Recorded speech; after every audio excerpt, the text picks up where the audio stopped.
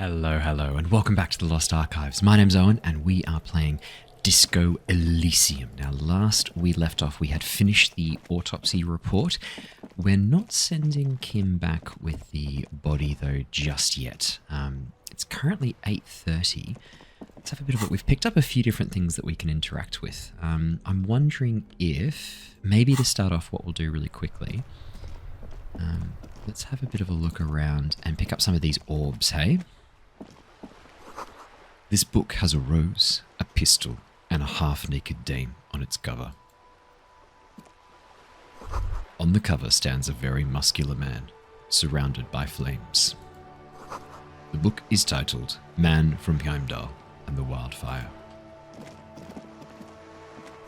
This is a book about Pate. Of course it is. This book. You don't really understand what it is about, nor does it seem important. It takes willpower to even read the author's name. Jan Kaus, from Iguania? A book about the future. The government reads your mind using radio technology. A book about Boyadero culture. It promotes freedom and roaming upstream. So we'll pick up some of these orbs, because day's getting on a bit. I don't think we want to engage in too much extra stuff.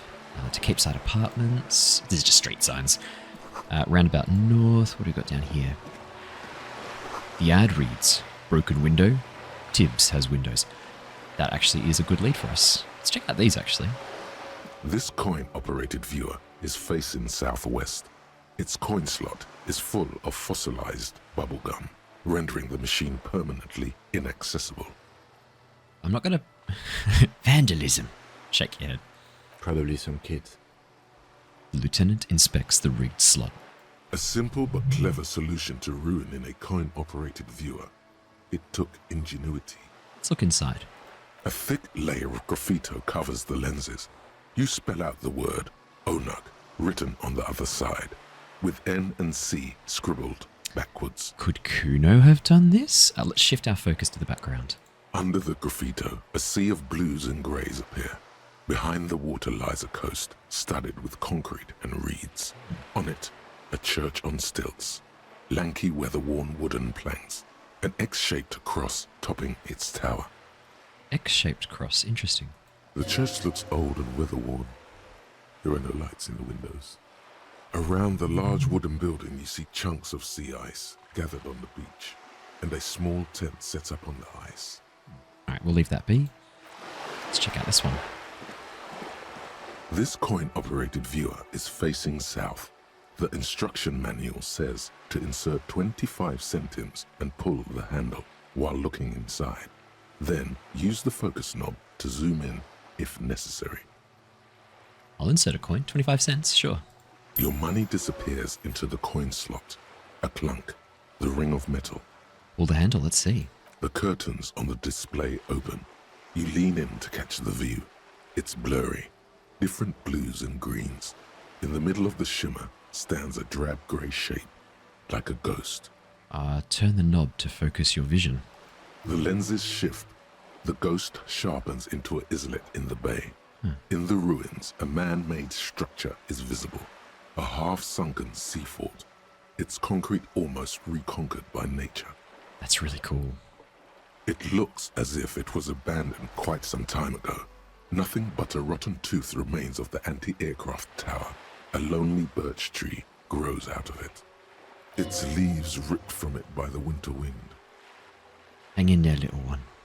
The little brave birch tree seems to wave back in the wind. There are ruins of some kind of building there, Kim. Really? I don't have the eyesight to make it out. The lieutenant takes off his glasses and cleans them. Oh, actually, we've got some radio reports to make. We've got the serial number. Hang on, sorry. Oh, we'll grab this one too while we're here. We've got radio reports. This coin-operated viewer has been banged up. Inoperable. Hello. Pick up these orbs on the way past. Some great tectonic force has cracked the pavement like an eggshell. Alright, let's quickly report the serial number.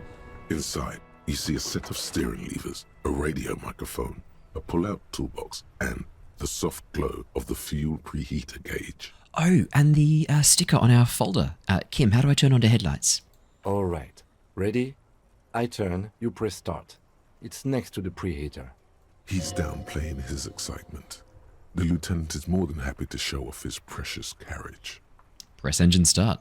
The dashboard lights up with orange glow. The rounds per minute gauge jumps, and the engine of the Caprice Canema comes to life with a whiny growl. Sounds like a guitar. Press the button labeled headlights. The lights unfold with a little click, casting electrical light onto the ground before the vehicle. There you go. I'll turn them off from the remote once you're done. We just need to stand in front of the machine now. Great. Oh, actually, we've got some perk points. Should we? I did want to do Ace's Low. Let's unlock a new thought, and let's internalize Ace's Low so that we can have a good connection with Kim Kitsuragi. Ah, okay. Perception. As you hold your ledger's clip Interface. under the headlamp, an iridescent hologram appears. A street grid and the veins of a great river. A familiar sensation washes over you. There she is. Revachol West. There's a note of pride in the lieutenant's voice. Around the borders of the watermark are dozens, no, hundreds of micro-perforations. Let's look at the shimmering street grid. The rectangular watermark is overlaid with the logo of the RCM, and yet the major arteries of Revachol are all recognizable. They shimmer in the Canema's headlights. Wait, look around me. You catch a faint glimmer from a broken beer bottle in the distance. Sounds. Two men engaged in a drunken argument, followed by the closing of some distant window. Ah, Martinaise at night. He smells the air and says, "Where are we on this, Kim?" Let me see. He takes the ledger for a moment and inspects it. Right here. He says, his finger near the top of the map, on a segment of coast jutting out into the great ocean. I'm sure I've seen worse. Oh yes. Coal City. Le Royaume. The burnt-out quarter. Let's look at the perforations. There are many of them, and they are divided into 3 separate rows. Tally him up. The first row has 18 dots. Not bad. Not bad for what? You don't even know what it means yet. Okay, fair enough. What about the next one? The next is the longest. It runs all the way around the border, and then some. Count them. You count 216 perforations. Considering that nice, large number, a wave of pride washes over you. Though you can't say why, precisely. What about the last row? The last row has 3 perforations. 216 perforations on the... I'm guessing that's really good. 3, that's it. That's it. Kim, what do these holes mean? Those are perforations. They represent your record as an officer of the RCM. They are your statistics, as it were. I should have guessed you'd keep a record. Officers often do. Let's take a look. So, what's the 3? Is that case solved? Because holy shit, that's bad. The first row represents your years of service. 18 years. Okay, not bad at all. What did you do before you volunteered? Wait, 18 years I've done this. That's what it says. I might have guessed even longer based on your age. What did you do all those blissful years of your youth? I walked the land telling. No. Probably some boring office job. I'm going to say no. Do you really think I have any idea? Fair point.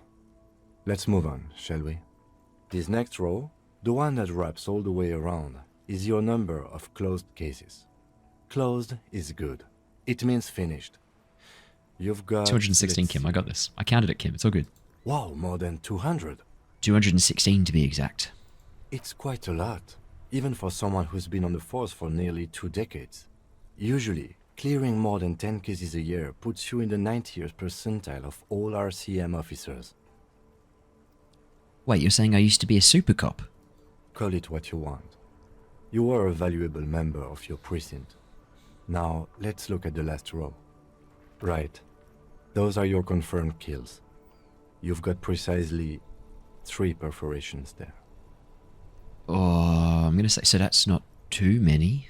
For an RCM officer, especially Precinct 41, which is in the Jamrock quarter, it's rather tame. I mean that in a good way. Yeah, I'm happy with that. What's it feel like to kill a man, Mr. McCoy? A young woman asked the man across the desk from her. Honestly, babe, says John McCoy, crossing his ankles over said desk. I don't feel anything anymore. It's just like brushing my teeth.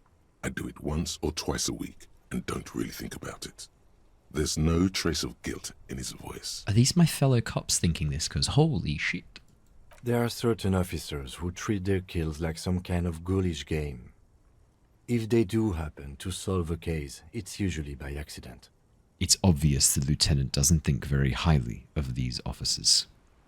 But it seems as though you are, or at least were, one of the good ones. So we have that to be thankful for.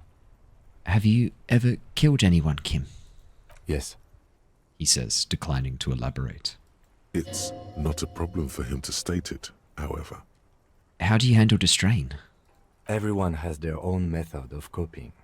Some more effective or self-destructive than others. He gives you a meaningful look. Personally, I find it helps to keep up a few hobbies. Like what? Oh, this and that. Let's not get into it now. Maybe I should find a hobby. Why not gardening? You've already got the gloves. He points to your yellow gardening gloves. It's meant in earnest. Please don't mistake it for a jab. Thanks for this, Kim. The lieutenant nods. Alright, let's go. Right. I'll go turn off the lights. He presses a remote control on the key. You can now see your statistics on your journal page.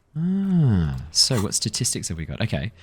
So we've said 2 superstar cop things, 1 boring cop thing, 1 communist thing, 1 fascist thing, 2 ultra-liberal things, 3 moralist things, good cop, bad cop, 10. I'm not sure what that means. I'm guessing like we want to be positive, so we're a good cop. Honor 1, people killed 3, 216 cases solved and years in service 18. That's really cool that we get all of those things. Oh, we still need to talk to... Yeah, that's right, the radio. Inside, you see a set of steering levers, a radio microphone, a pull-out toolbox, and the soft glow of the fuel preheater gauge. Tap on the fuel preheater gauge. As you tap on the gauge, the indicator pin jerks as if startled. It's in the large orange sector, indicating the engine is warm. Next to the gauge is a red switch labeled heat. Now, that's enough fun with the foldable headlights. I know they are mesmerizing. They're also fragile. I'm not going to turn it on for you again. Okay, fair enough. Let's pick up the radio. This is Precinct 57. How may I assist you? I need you... Oh, could you run a serial number from a pair of armored boots for me? Sure, officer. What's the number? And the make of the armor, if you know it. E50 100 1000, make and model, Fairweather T500 VE. Got it. I'll contact the ICP database immediately. Call back tomorrow. Hopefully they'll have dug up something useful by then. Sorry, what's the ICP? The International Collaboration Police? They keep detailed records of all military technology produced by licensed manufacturers. That's one of the reasons the moral intern spearheaded the creation of the ICP in the first place. We know what the moral intent is, we're good. Alright, thank you. Was there anything else? I need you to connect me to a civilian, a Sylvie. She may have reported a murder. Of course. What is her number, officer? Kim, didn't Gart give you Sylvie's number? Yes, hold on. Her number is 005 1944 298. Received. Hold on, officer. Start slapping a marching rhythm on my thighs. Give it a minute. She might be busy at the moment. Takes a bit to get to the phone. Just wait. Relax. I can do that. Thank you, Volition.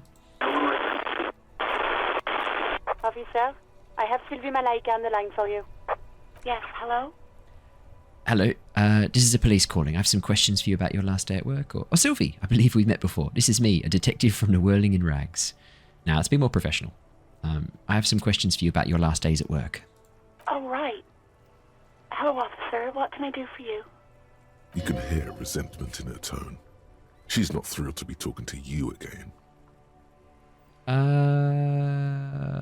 Let's go straight to the most important question. Was it you who called the police? No, not me. Do you know who made that call? No, sorry. I don't. Not a lot of people have phones around here. Copper thieves take the wires. People don't have the money to have the cables put in again. They used the Union's film, or the one on the coast. It was someone else. We'll find them sooner or later, officer. It just might take a while. But why didn't you call? Didn't a corpse behind your workplace bother you? What? Of course it bothered me. But I thought the Union already knew about the corpse. What does the Union have to do with anything? No one calls the police. The Union would get angry. What do you mean by that? You know, what the Union says goes. People listen to them and they take care of their own, which is like everyone here. Right. Garbage. Looks like there's a limit to my authority then. I am the authority around here. Okay. She obviously doesn't want to challenge your authority. You feel much better now. Damn it, I shouldn't listen to authority. Authority's not my friend. Tell me, why exactly did you let a corpse hang in your own backyard for weeks instead of calling us? I didn't want to get in trouble with the others. Push her further. Show her the error of her No, ways. authority, fuck off. No, don't push her. It sounds as if she's about to cry. Just gonna be gentle. I see. What others? The other people who live around here. Local people. I didn't want trouble. Her voice is resigned and weak. Okay, I understand. You don't live here. You don't understand. Squealing is frowned upon here. Everything is dealt with, well, by the Union, internally. Please, I just didn't want any trouble. I see, don't worry about it. I understand. You do? Oh. What else can I do for you? Next question. Yeah, go on. Yeah, do you know who put the victim's clothes in the trash? No, I don't know. It wasn't me. I haven't been out there since. I was terrified of the stench and the corpse. You quit your job at the Whirling. Why? You mean, why did I leave the bar? Honestly, I'm not really comfortable discussing it with you, sir. Wait, why aren't you comfortable discussing it with me? Let's just say I left because I needed to get away from someone. Get away from whom? You know whom. You think you hear a sliver of accusation in her words. Don't be paranoid. She's obviously talking about someone else, not you. Alright, I won't. I'm gonna trust. Although volition failed. You mean me? You needed to get away from me. I really don't want to talk about this. Let's just forget about this, okay? Alright, I won't push you on this. Are you ever coming back to work? Maybe, I don't know. I just know I have to take some time off right now. Have you seen my badge? Yes, I know who you are. You're a police officer. Wait, The how did law. you... Sorry, how did you first learn I'm a police officer? You told me back in the Whirling. You told everybody, and showed us your badge. I don't need to hear about it anymore. My badge is missing. Have you seen it anywhere? Oh, no, I haven't, sorry. Real policemen have uniforms too, by the way. Where's yours? Kim doesn't have a uniform. He seems real to me. He's in plain clothes, voluntarily. It's different from not knowing where your uniform is. There are officers who wear the signature Perseus black uniforms to the highest ranks in the RCM and end up buried in them as well. Others do it more casually. Looks like you're one of them. Have you seen my gun? Please, no. Not this again. Everyone saw your cool gun, detective. Oh no. I showed you my gun? When did that happen? You were trying to impress some people with it. Everyone was eating, and... She stops hesitantly, not sure if she should continue. And what did I do? You were waving it around in everyone's face, begging them to describe it. You said it calms you, and then you started making suicide jokes. It got pretty graphic. Oh boy. Some poor sod was trying to eat his pudding while you were screaming, spit flying, imitating the mercy shot right next to him. Spat some in his food. I don't think he touched it after. Oh my god. Are there any other things we needed to ask Sylvie about? That one's already done. I don't think any of these... Oh, there's a map. There's no map. Acquire a copy of the city map. Okay, we'll do that next. Wash off the death smell. I don't think any of these are for... Okay, I don't think there's anything else we can learn from Sylvie. Why would I threaten to kill myself? I mean, look at this world. I would love to stay. I don't think we need to go through any of that. I think we need to just bail out. Yeah, but what happened to my gun? No idea. All I know is next you were waving around money instead, saying things like big bucks cannot lie and guns can't buy money, but money can always buy guns. It almost looked like you pawned it, but believe me, I did not ask. Hey, I found my patrol cloak earlier, but have you seen my policeman uniform? Uniform? I never saw you in any uniform. You had your things on, the disco things. Somewhere in a dank rental apartment, 2 police officers stand in the dark. Trash and liquor bottles cover the floor. Things are not good. One of the men, trying not to slip on old newspapers, makes his way to the window and pulls the curtains apart. Roaches scatter as the light comes in. God damn.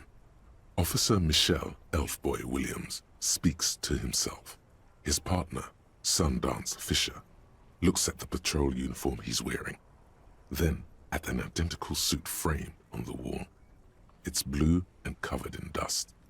Let's get the fuck out of there. He turns to Williams. He hasn't been here in days. That's my apartment, so okay. Do you know how my paperwork ended up in a trash container behind a whirling? Well, you tried to jam it down the toilet, sir, clogging it completely.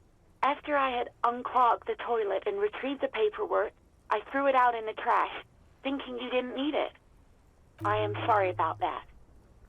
Anything else, Detective? I think I got everything I need, thanks, Sylvie. I do hope so. Please, don't call me again. Bye. Wait, why does she seem angry with me? Yes, you have obviously done something to upset her at the Whirling in Rags, when she was still working there. Wait, before you go, you're mad at me, right? Tell me, what did I do? I can't remember anything. I'm not mad, it's just... You were so drunk and so emotional all the time, and then the skewer thing happened. It just made me want to quit. What skewer thing? The stuffed bird, the great skewer. You threw it against the wall while screaming, "Fuck that bird," and laughing like a maniac. I think you said it had been giving you shit ever since you got there. This doesn't sound anything like me. I love birds. Yes, well... The static on the radio suggests Sylvie doesn't have a comment. Wait, so you're telling me I was the one who made you want to quit? Yes, obviously. You were the worst client I've ever seen. And I have seen so many assholes in this place. I've had sailors fighting, union guys grabbing my ass, kids stealing booze. Once a guy was glued to the karaoke machine every night for 2 months. But you... Go on, I want to know what I did. Well, you were worse than all of them. Honestly, you were getting borderline aggressive. Oh boy. Even about little things like not turning down the volume at 3 a.m. I even liked one of those songs you kept listening to on repeat. No more. I hate it now. Hold on, which song? We Go On by the O.O. I can't listen to it anymore. You've turned it into a parody. Sorry about the song. To hell with that song. Then there was your room. Your project. An experiment to see how bad it can get in there. I tried to send the cleaner, but you wouldn't let me. Threatened to make me understand. I had no idea what you meant, and I don't want to know. And then you screamed something about how you're actually a real cool guy, and no one understands it. One of the coolest guys there is. The coolest guy in Jamrock. Something about disco, too. Sounds intense. And then I had to deal with your toilet. The one you clogged with police documents, causing water damage downstairs in the kitchen. I won't even mention you waving your gun around, harassing customers, threatening to sing karaoke, threatening to kill yourself. Okay, I get it. I wasn't a very good tenant. No, you really weren't. You were simply the worst. I was trying to show you the end of tomorrow. The great panic at the end. God, I knew I shouldn't have brought it up. Just try not to call me again, and let's pretend it never happened. Right, thanks for talking with me. Take care. You hear a sigh of relief on the other end of the radio. Wordless, the call breaks. Then, the already familiar voice. Anything else I can help you with, officer? We're done. Thanks, Alice. 57th, over and out. Her voice disappears into the void. In the cabin, you see a... Let's close the door. Yeah, that's fine. We don't hear that again. Oh my god. That was intense. So, what do we need to do next? Looks like we've picked up a... Open the apartment door for Everett. Get the hanged man's boots. We'll do that when Kim's not with us. Keep searching for the caller. Oh, that's right. We've got the... Oh, we've also picked up some more skill points too. Were there any more... We've almost got Caustic Echo. Ace's Low is on its way. Don't need to do anything else with those ones for the moment, do we? Let's have a quick look. Are there any other things we can examine? Just click on these so that they're highlighted. Cassette, kind green ape. The mug we've interacted with. Let's have a quick look at the tattoos. An intricate web of blue lines stretches. We've it seen still that. kind of looks like a map of the stars. What's in the night meaning of this sky. tattoo? But for you to discover, someone close to the victim might know. Alright, so not much help there right now. Book La Fumée. Radical Mazovian perspective on a range of contemporary issues. And then we've also got the bullet. Let's have a quick look at the bullet. The bullet is safely sealed away in a plastic bag bearing the RCM stamp. Kim has filled out the label on the bag with the item number, case number, and date and location the bullet was found. Beside his orderly handwriting, the bullet looks especially sad, like a tiny, shriveled head of cauliflower. Feel the bullet through the bag. The squashed bullet has some sharp edges where the jacket has split open. It feels cold, even through the bag. What do I do with you, bullet? What? I said, what do I do with you, bullet? Well, if I was the bullet, which I'm not, I would say find the weapon that shot me. Good idea. If we find who owns it, we will have likely found who used it, possibly to kill our victim. In conclusion, the more we know about this bullet of yours, the better. Inspect the bullet closer. The jacket of the bullet is made of a yellowish metal. It has blossomed out to reveal a dark grey core. The base of the bullet is close to 5 millimeters in diameter. Look at the jacket. You can just about make out a few striations near the base of the bullet. Little hairlines, linear. It feels standard. And the core? It's quite destroyed. Some of the fragments are still lodged in the wound. What can you say about the bullet so far? Jacketed bullet, close to 5 millimeters in diameter. A jacketed bullet. Okay. It would have been shot from a military-grade breech-loading rifle, not from a muzzleloader like those typically found on the streets of Martinaise. Even the RCM uses ordinary unjacketed conical bullets. This is strange. Very strange. I like this, officer. Strange means unique. Unique means incriminating. We need to find the gun that shot it. Fucking A, Kim. Something tells you that won't be any time soon. This'll have to be one of those epic tasks that's open for a while. Hand-eye coordination, 8%. Let's give it a go. It's a white check, so... You can't remember what happened last week. What makes you think you're going to remember arcane firearm models? Fair. Put it away. What about our Ledger of Oblivion? It's the ledger you found in the trash. A cabbage of papers hanging from the board, with the permeables drawer inside. It's barely held together by a clip, then made complete by the faint smell of urinal cleaner. I think that's going to take some time, so let's put that away for the moment. Maybe it's getting pretty late. Should we go pay Gart back? What does Kim say? Yes? Ugh. That's fine. Let's go... It's getting pretty late. I want to send Kim to... Oh, that's loads of green bubbles in here. This royal pinball machine is unplugged. A sign reads, Mess Hall reserved for Union members. Doors open 1600. This is a water cooler. A large bubble is rising to the surface. This menu has been wiped clean. Only the word Monday is written on it. Speaker is connected to the radio. Music is seasoned with static. Big old karaoke mic, just waiting for someone to sing into it. This is where the lyrics would be. You should totally sing karaoke here, the first chance you get. Your emotions need to be expressed. People need to know your vast, oceanic soul. My soul's cubic content is obscured by the hangover, though. Of course, at this point, precise measurements of your soul can only be performed from the outside. It needs to be heard. Through a PA system. By other people. This goes well with the theory I'm developing. I don't think I'm a down on my luck superstar person. It sounds like I'm a very damaged individual. What should I sing when it comes to it? You should sing the sad small church song from that tape you found. Thought it was obvious. Of course, they'll really get a gauge on my soul with that one. Serves them right. Wipe that smirk off their face with your sad, tragic, small church song. Who's laughing now? No one. It's really sad. You would need another copy of the tape first, though. The one upstairs is destroyed. This goes well with the theory I'm developing that I'm a down on my luck superstar person. Who is mistakenly identified as a cop for his prominent jawline? Yes, sounds likely. You should probably go on stage and pose for a moment when you're done with this thought. See if it works.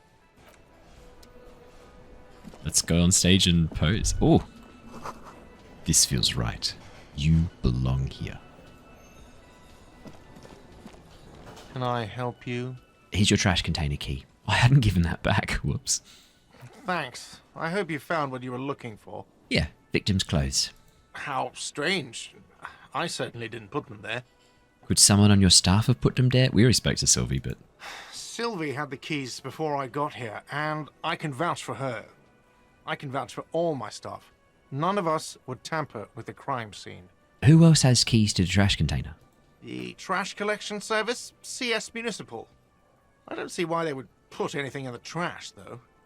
Ah, the elusive CS Municipal. I doubt we'll be able to track down who was sent here last and when. This will have to be one of those little threats that solves itself down the road. Okay. Thank you anyway. Thanks. Let's talk about something else. Yes? I've seen something, Gart, here at the Whirling. What thing? I saw a sign that said the mess hall is reserved for the Union. Yes, not the whole damn Union, thank God. Just the nastiest and loudest faction. He tosses his head in disdain.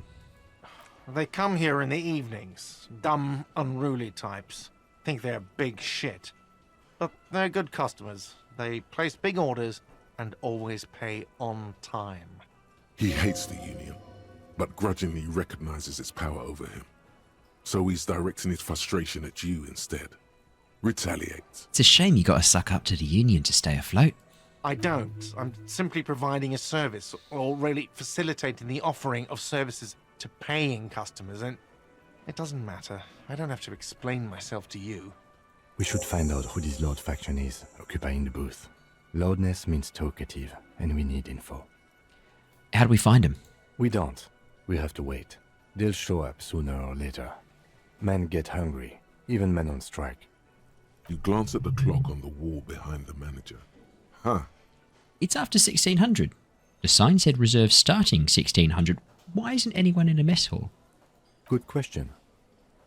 Thank you, Kim. They're probably getting drunk or protesting something somewhere, or laying low after the, lynching. Gut, why would they need to lay low after the lynching? Whatever he may feel about you, he can't miss the opportunity to throw you a look of what he assumes is shared understanding. Go with it. Yeah, I think I see. Yeah. The Union guys think they're untouchable. They probably fucking killed that guy or something, and now think they can hide out till it all blows over, and it's fair weather again in Martinaise. I have a feeling we'll make their acquaintance sooner or later. There's something else I wanted to ask about, Gut. What? By the way, you should come back to this thing-based questionnaire if you see anything interesting in the Whirling later. So about that money I owe. Yes, have I you have got it? Yep, I've got your money. Well? Here's 70 real. Great. Thank you, officer. That's all I wanted. Payment for services rendered. If you continue to stay here, I just ask that you please pay your nightly bill in advance starting tomorrow. Can do. He's not sorry about his behavior for your sake. Now that you have money, he really wants to make sure you're not angry with him. I'll bet. I'll unlock the electronic lock to your room. All the doors lock automatically at 9 p.m. Huh. Please pay for each night in advance starting tomorrow. 20 real per night. I'll take a room here too. Of course. Always happy to have officers from the RCM as guests. Anything else I can do for you? I'm going to sing karaoke here, guard. Absolutely out of the question. Damn it. You wait and see, cafeteria manager. Absolutely in the question. First we find a sad banger. Then we sing this place to shit. I'm with you, Inland Empire. Let's do it. What are we missing? Oh, there's like money there. Can I get to that money? I can. The dishes are drying. They smell of chemicals and pine trees. An aroma of spices, alcohol, and tomatoes hangs in the air. You see a heavy steel door with a prominent dimple lock. It's painted blue. Beware the blue heart. You immediately feel drawn to the color. Blue is for mystery. I thought blue was for... Oh, whatever. Touch the door. The cobalt blue surface feels rough to touch.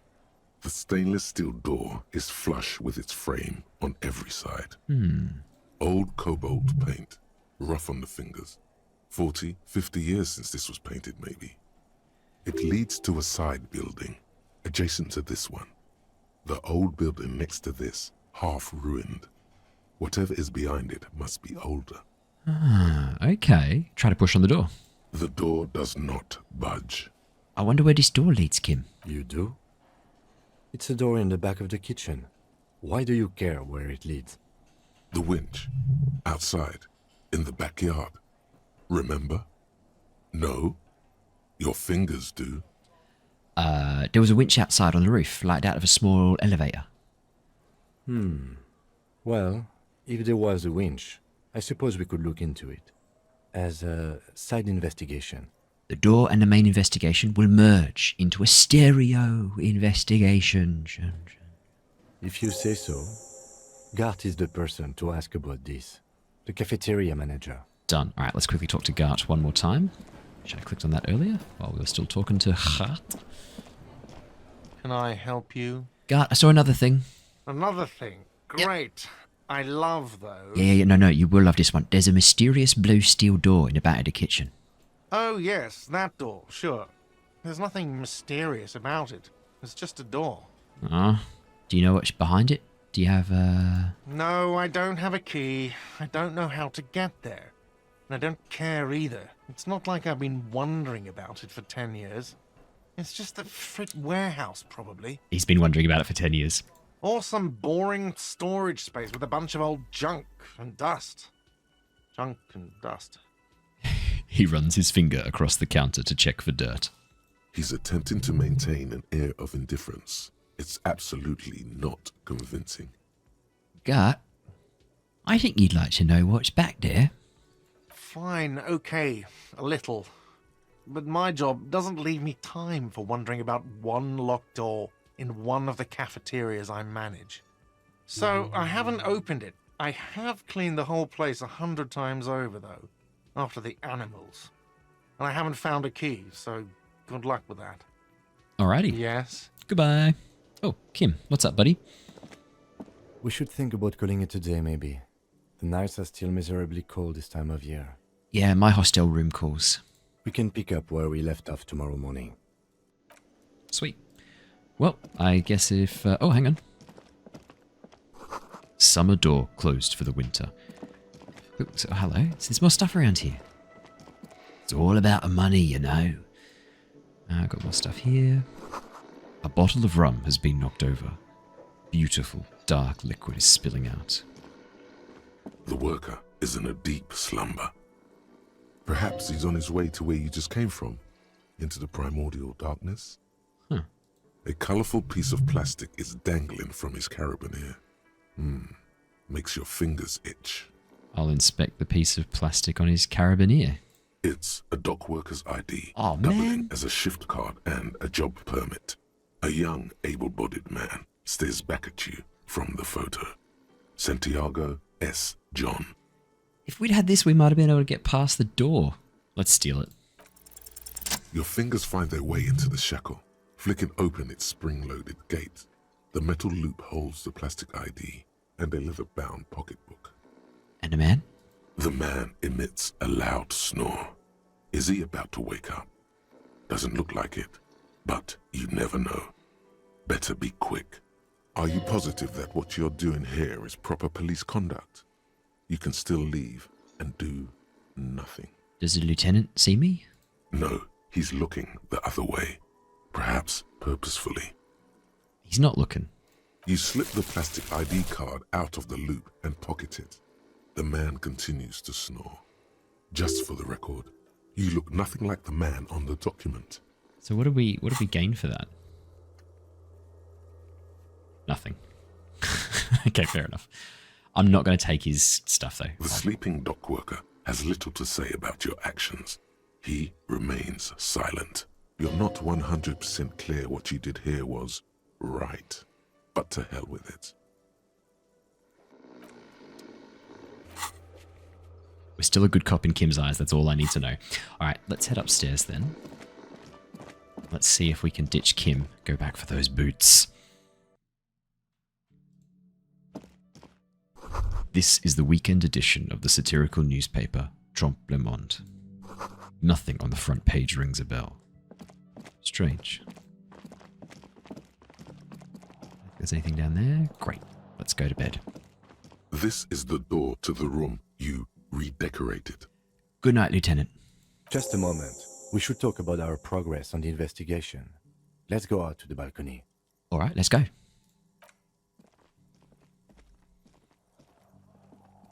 God, we look like a bum. The air outside is brisk.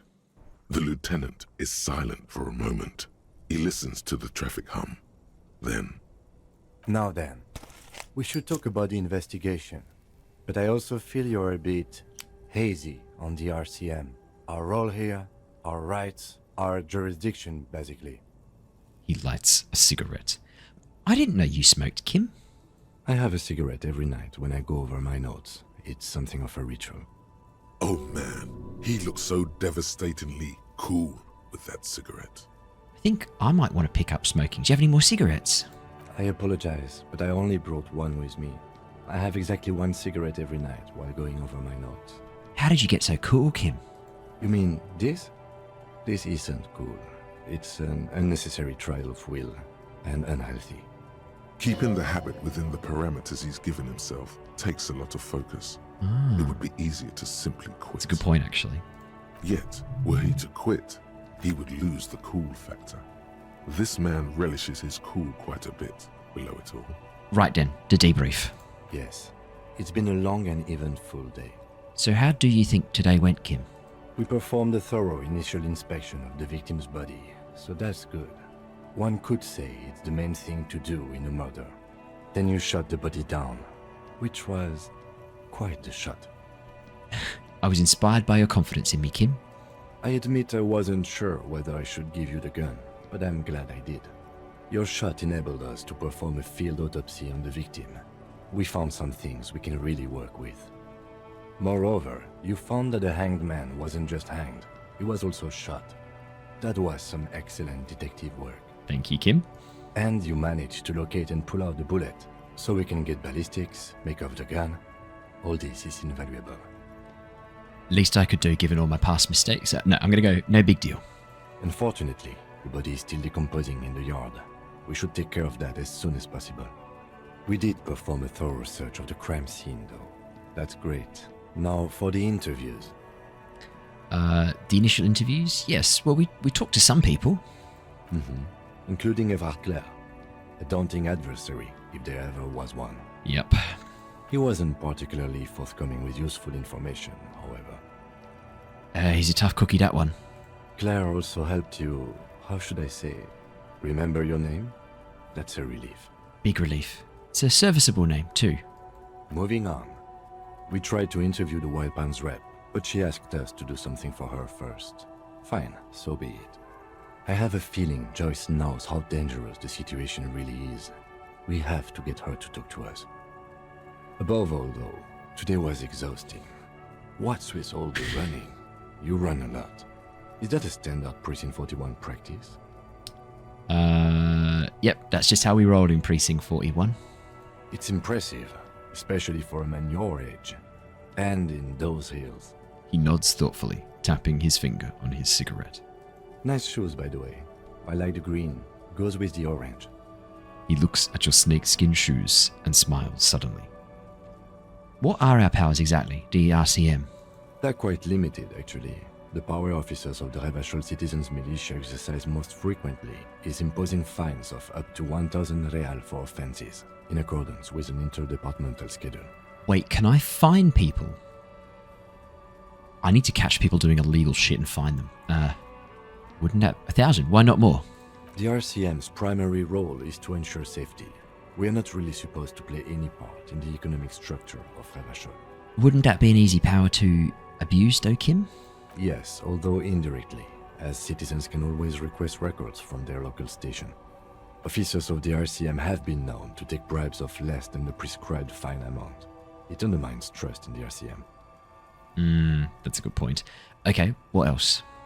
We can arrest people, of course, but rather than bringing someone in directly, it's preferable to serve a station cold sleep. It prevents confusion and overcrowding. Wait, how can you be sure the arrestee actually shows up? You can't. Those who don't show up become fugitives, though, and have fewer legal rights when they are eventually caught. It's about power projection. Thus far, they seem to mostly show up. Fair enough. When power calls you, you come. But power itself is a fragile trick of perception. I see, and if someone resists? As you may have gathered from the fact that we are expected to carry a record of our kills, like the one in your watermarks, we are permitted to use whatever force is necessary, and strongly admonished not to abuse that power. Wait, so if I kill someone while on duty? You have to supply compelling evidence for why it was necessary to use lethal force. In these cases, your partner is usually your witness. Not a good position to be in, by the way. Internal Affairs handles these cases thoroughly, by cross-examining you for inconsistencies. It is hard to cover for anyone, which is for the best. I agree. What happens to all the people we convict? We don't convict. Oh. We arrest and send them to coalition government courts in Couron and La Delta. The prosecution works off our testimonies and records, which is why it's paramount to keep them. He taps on his coat pocket, where he keeps his notes. Who makes all these rules? The coalition government, and the moral intern more broadly. The RCM was formed by the coalition government to restore order in the international zone after the revolution. So we did. Now we attempt to maintain that order. No more, no less. His gaze is absently fixed on a window below. It just went dark. Or perhaps it is better to say we were allowed to form. It's a point of contention whether the citizens of Revachol or the coalition government founded the RCM. I'll say nothing. Silence. A great comment to such a conundrum. The moral intern, Kim. What is it? We've got like a bit of an idea from Joyce, but I'd like Kim's perspective. The Moralist International are the world's largest political organization. You know who they are. They have been running this place after the revolution failed. If I didn't know, how would you describe them? They're a union of center-left and center-right parties across the Real Belt. Our coalition government is just one of its many projects. They also run the ICP, EPIS, most intergovernmental organizations in the world. What do they believe in? What do they believe in? They are Dolorians. They believe they continue the humanist project set forth by Her Innocence Dolores Day 4 centuries ago. Others say they are just technocrats.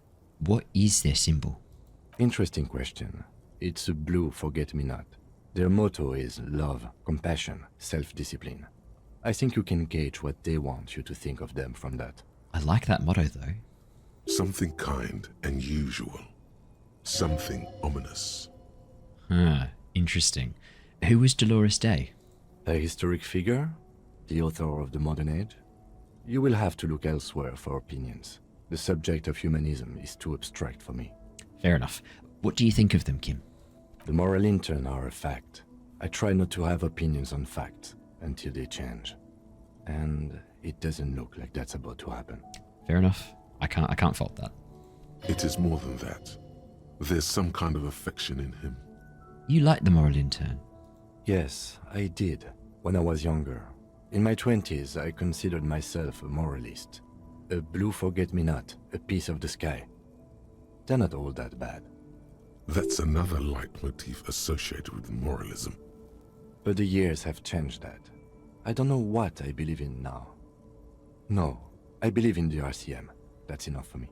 I have an opinion on the moral intern. Do you? Oh god.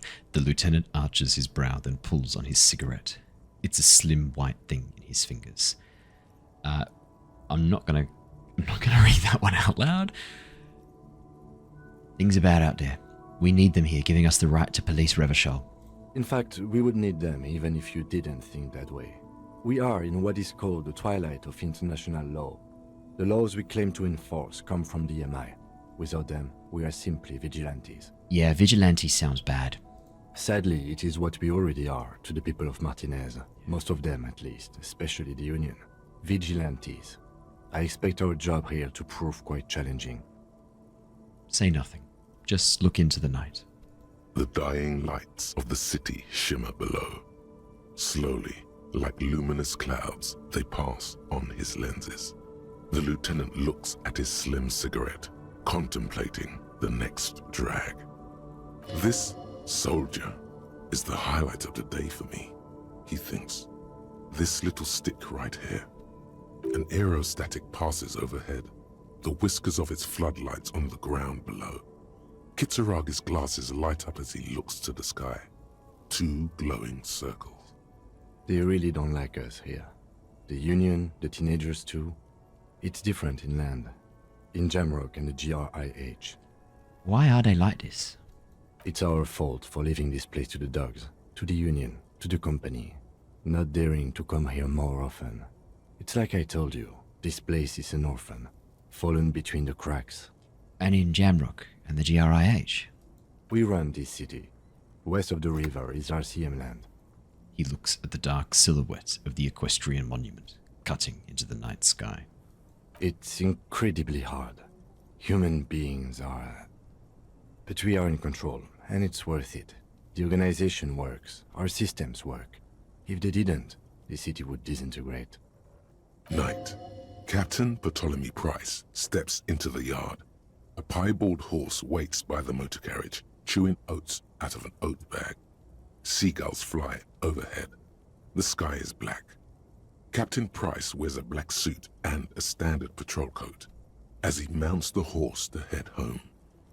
Rows of houses on either side, hunching over the sidewalks, and Precinct 41 with its dome roof growing distant. Around him, the streets are silent. A kid on the corner waves at the captain as he takes the turn on Petition and Main. The horse neighs. The captain nods back. Thanks, kid, he thinks. He's grateful. I hope our investigation will improve the situation here. At least do some good. Me too. But I wouldn't count on any drastic changes in our lifetimes. Thank you for this, Kim. Yeah, it's getting very cold now. Let's go. He puts out the stub of his cigarette and looks to the door. What's this? We're getting reports of normal, reasonable, temperate, political opinions somewhere in Martinaise. That's because I keep saying none of the above to political stuff, isn't it? You must be mistaken. I'm a real radical. Of course, a radical centrist. In these bright and loud times where 1,000 frequencies drown one another out, sober thinking is a radical act. It's time to become a citizen of the Kingdom of Conscience. First, where is this Kingdom of Conscience? It is not a place. It is a moment in time that can only arise in the right circumstances. In all of human history, it's only been achieved a handful of times. How do you bring about those circumstances? Incrementally. History's greatest catastrophes have been brought about by people trying to make the world a better place. Too quickly. Huh. That's the genius of Dolores Day. She recognized that progress is meaningless if its gains are lost because of instability. Real, lasting change can only come about gradually, increment by increment. Okay, but what about all the things that are wrong now? Tisk tisk. Just because you live in the present doesn't mean you have the right to place your needs above the needs of the future. You may never live to see the kingdom of conscience. Your children may not. Even your grandchildren might not. But that's no excuse not to keep working. What sang-froid? What benevolence? Wait a minute. Is the kingdom of conscience really about doing things or just preserving the status quo? Do you believe the status quo is preferable to chaos and bloodshed? Oh, yes, I do. There you have it. Sometimes holding the line is progress. Oh, I do genuinely believe that, though. I do think if the option is chaos, anarchy, and people being hurt, incremental change is better. Okay, but what's the kingdom of conscience actually like? The kingdom is difficult to comprehend and even more difficult to describe. Okay. Partly because humanity will need to discard many of the categories that define and limit it today. The kingdom of conscience is post-capitalist, post-national. Post... It's also post-industrial, post-ideological, and even post-sexual. I think I'm a moralist. Sounds incredible. Allons-y, let's go there right now. Slow down, Mr. Reasonable. Did you miss the part about compromising and taking things slow? All right, then let's get there eventually. That's right. Remember, real democracy is just around the corner for Revachol. When that real democracy kicks in, a long time from now, we are all going to be so much happier. I guess I'm a moralist now. To be fair, out of fascism, communism, and moralism, I think I am more a moralist. See you in the morning. Let's pick up some stuff. This magnum-sized bottle of Commodore Red is empty. Looks like someone tore out the tape while the song was playing. This reel-to-reel tape player is still on, rolling empty. There's loads of bottles in here we can pick up, everybody. Yes. Looks like there's something here too. Can't click on it though. Now, it looks like Kim's off to bed.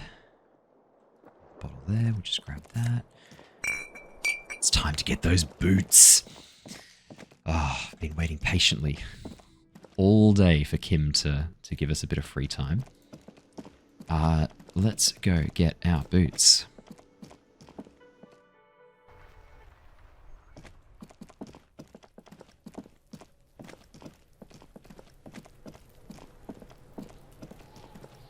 The man is decomposing visibly now.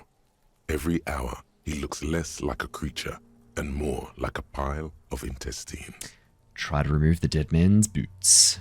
The body is reluctant to let go of the boots, as though it were its last bit of dignity. Wow, kudos little sneak pigs back for the booty. Yeah, fuck it to pieces for us, liar cop. Pull on the right boot. It's not completely useless. You're able to reveal a little more of the putrid polymer sock beneath the boot. Pull on the left boot. It feels like the leg is going to come off along with the boot, but you're able to get the boot to move a centimeter or two. Just relax. This is easy. This is happening. See? The corpse doesn't care if you try to take his boots. He doesn't need them. He's probably glad to get rid of them. So we can pick up and try to shake the boots off. That's not working. We could step on the corpse. That's a terrible idea. Let's just twist the boots off one by one. This is the right method. Good. It takes some time, but eventually the boots come off, with nasty slices of polymer sock stuck to even bigger pieces of skin and rotting flesh. Oh, gross. Look, he's skinning the fucker up good. Puka style. Hell, keep at it, pig. Take stock of the damage. The legs look like they've been clawed at by wild animals, As for the boots, you can't possibly do anything with them until you've cleaned and disinfected them thoroughly. Fair enough. Yes, these absolutely need to be washed before. The stink is incredible. Didn't the Whirling have a kitchen? Ah, okay, perfect. Let's try talking to... Oh, okay. We're locked into that choice now. Let's try talking to Kuno. Necromancer pig. That shit was dark. Going in there like that. Oh, brutal shit. Tell me, Kuno dies. You're gonna pick one out of his brain like that too? Kuno's gonna go out in a hail of bullets. Gonna look like a fucking porcupine. Porta Rosa, a side alley of the Boogie Street Spearhead. A young man in his early 20s approaches patrol officer Emile Mullins and asks for a cigarette. As Officer Mullins reaches in his coat pocket for the pack of Astra he just purchased this morning, the man shoots him point blank in his chest. Breathless, the patrol officer collapses in the gutter. His right hand is grabbing the armor on his chest. The bullet didn't pierce it, but he can't breathe. On the pavement, the patter of the perpetrator's feet growing distant. I thought we didn't get armor. Bleed, pig. Someone opens a window and says, but Emile cannot see who. His sight grows dim with pain. I'll be there for you, Kuno. Yeah. About the crime scene. Kids often play in this yard? Right, pig. This is where Kuno plays with his little wooden choo-choo. Fuck do you want with it? Dead man's clothes were in the trash container. How'd they get there? Yeah, Kuno doesn't know shit about that. That shit is beneath Kuno. I need to know. Could be leading the investigation. Someone may have tampered with the murder scene. Listen. Kuno doesn't care about this small-time shit. Just listen. Kuno saw what you did there, dumpster diving. Sad shit. Kuno could hook you up with some sweet rags. Shit like Kuno's wearing. Your size, good price. 500 real. Wait. Alright, entertain me. What's so great about these pants? Pig, these are found modulars. Liquid fit, performance crotch, urban survival shit. Made in Mirova by scientists. Pants scientists. Believe it, you need this shit. He unzips his jacket to give you a quick peek at the plastic-wrapped pants. They are graphite black and look brand new. These could drastically improve your chances of survival in the urban wilderness. They will also make you into an idiot. Kuno, I might be interested in the pants. Let's talk about this later. Alright, Piggo. Shit's rolling. Don't do business with the pig, Kuno. He's gonna steal all your money, Kuno. No. As you can see, Kuno and C don't trust you. Can't do business without trust. There's more to his distrust than being a pig. He feels threatened by something obscure in you. What that is, however, remains a puzzle for now. He's not going to know about the mug. He's certainly not going to be climbing the ladder. We know there's nothing in the greenhouse of interest. Yeah, whatever. Kuno doesn't give a shit. The body. What do you know about it? Shitload, pig. What's your question? Don't tell the pig shit, Kuno. This is where you quickly ask him questions. Real cop questions. Like a cop. Where's the rest of his armor? Kuno doesn't give a shit about the armor. How come? Kuno's fuck gimp's got one big thing wrong with him. He's a fucking mutant. A mutant? Look at him. Fucking growth hormone shit. He's a giant. The armor's too big for any man. Who else do we know who's really big and might have had growth hormones given to them? The man at the front of the Strikebreakers group. Kuno doesn't give a shit about that freak armor. Kuno threw that shit away. What do you mean you threw it away, Kuno? Kuno tried to get the helmet on. It was too big. He performs a kickoff on the imaginary helmet. Kuno kicked that shit in the sea, rugby style. That shit means nothing to Kuno. You threw it in the sea, Kuno. Why? Yeah, that shit means nothing to Kuno. Kuno doesn't give a shit about material shit. Kuno's a fucking monk. You wanna fuck on someone about that armor? Go fuck the mustached union fuck. The jolly troubadour shit at the gate. Ah, call me mañana. What do you mean troubadour? Yeah, cock and boot. You know that jolly union cow fucker? Came around talking about cows or some shit. Cows? Came around pretending like he cares about cows. Yes, you met him at the gates. The one with the boots and the jolly smile.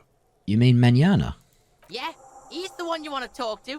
He's fucking crazy about that armor shit. Coming here pretending like he likes cows. Trying to catch a peep at Kuno's armor. Interesting. Yes, this troubadour has it. You can feel it.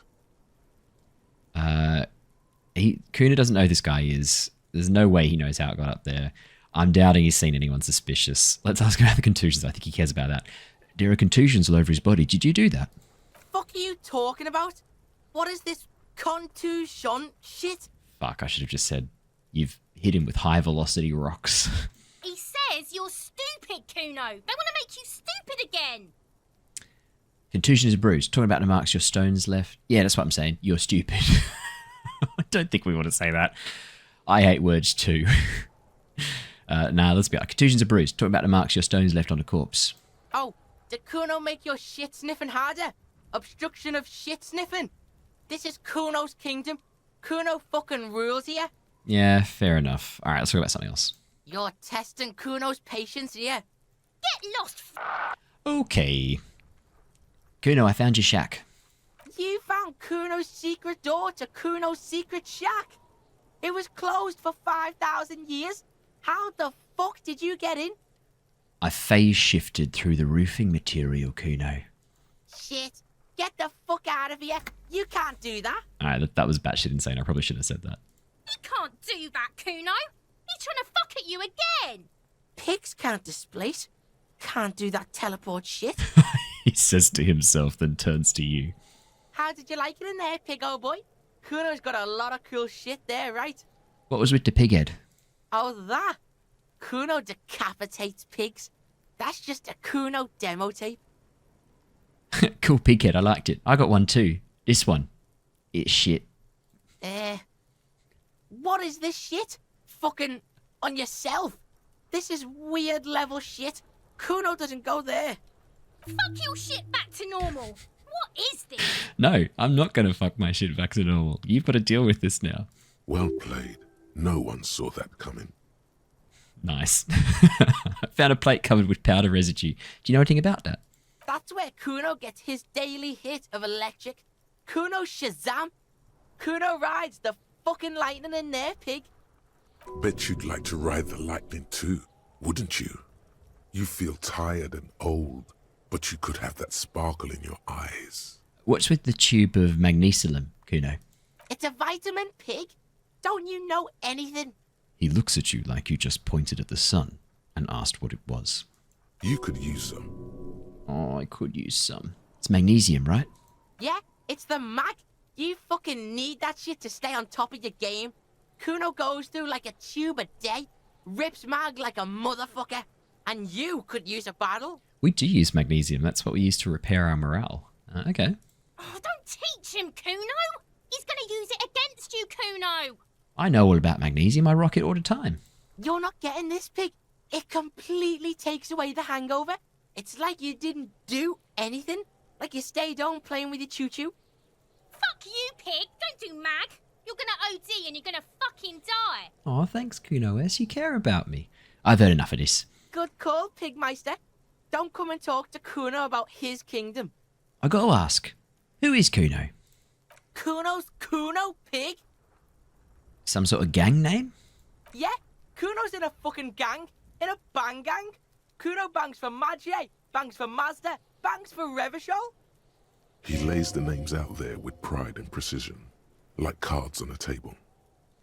Right We got when him. he's getting distracted, there's a malevolent hiss behind the fence. Watch out, Kuno. He's trying to fiddle you. He's going to put his hands on you. Ah, Kuno S, you're killing me. She's always is making this harder. Help! Pig's got Kuno! Help! No, He's got the Kuno help! no. Everyone can hear. You need to get the hell out of here before. Calm down. Anyone watching can see you're doing nothing. Just keep it professional. I'm with Volition. Fuck that! Confront him!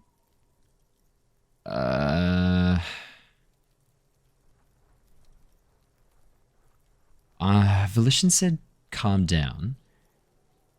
I'm just going to leave. I don't think there's any point continuing this. I'm just going to leave. Yeah? Get out of here before the Kuno beats the shit out of you. Yeah, that's right. Drag your fat ass out of here, fat boy, before Kuno fucks you. Damn it. Don't listen. Just go. Just go. Thank you, Volition.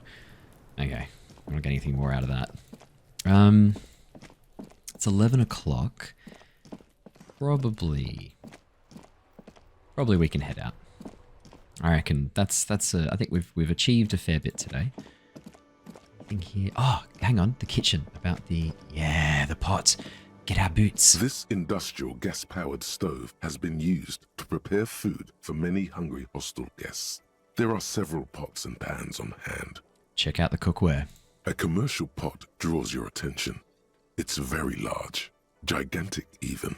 It could be used to make enough stew to feed an entire city, and also to boil a putrid pair of death boots. Far away, in the darkness of a makeshift morgue, behind Station 41's Lazarus, Dr. Nix Gottlieb cuts into the cold, dead feet of a murder victim. The veins are oddly black. He suspects a neurotoxin. Cleaning supplies? There is a variety of soaps and bleaches in the cabinet to the left of the stove. There is also a bottle of white vinegar in the cabinet next to the fridge. Soap, that's what I need. Pour lots of dish soap into the pot. Or these boots are really disgusting. Pour some dish soap and the bottle of white vinegar into the pot. They're pretty disgusting. Let's go. The delicious smells of cheap soap and vinegar waft up from the pot. All right now, chef. Light up the stove and boil them. Add water and the boots to the pot. Bring it all to a nice boil. The strong smell of vinegar forces you to step away from the pot. The water slowly comes to a boil. Wait. Strips of polymer fabric and human tissue separate from the lining of the boots. They float to the bubbling surface. Gonna wait. Beautiful. Beautiful. A 2-course dinner of rotten flesh and hardened ceramic. Let's wait some more. The boots look cleaner and cleaner. Those bits of human flesh are beginning to look cooked. You can smell it too. Just like beef stew. That's it, chef. The boots are as clean as they're going to get. Steam, dense with the smell of strange meat, disappears into the vent above the stove. Dump the sock and flesh stew and examine our new boots.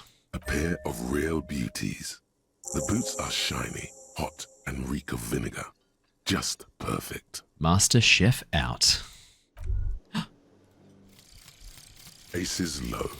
Oh, that one completed before Caustic Echo. Nice. Oh, wow, that's an incredible bit of artwork. For the rest of the world, the Aces low is just some cool Revachol thing.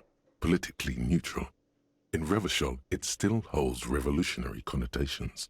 Also, have you looked at Lieutenant Kitsuragi's clothes? I have. He wears a bomber jacket, just like the ones worn by aerostatic brigades.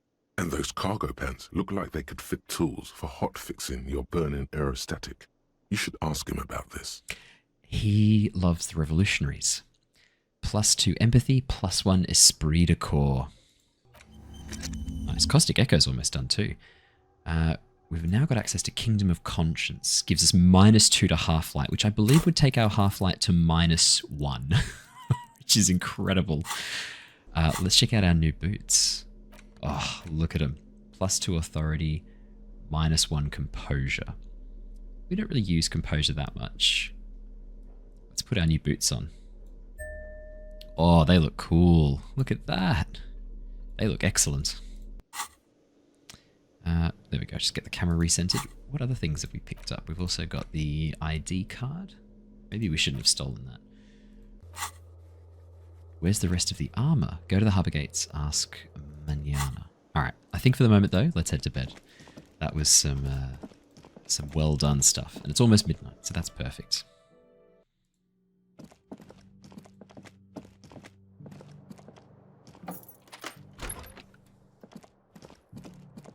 The bed is cold and not particularly inviting, but it's yours.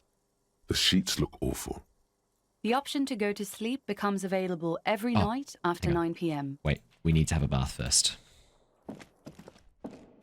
This is not the cleanest bathtub in the world. but it's cleaner than you are right now. Run myself a bath. The bathtub slowly fills with water. The water beckons. Undress. Close your eyes. Submerge. The water is only lukewarm, but still comforting, like amniotic fluid.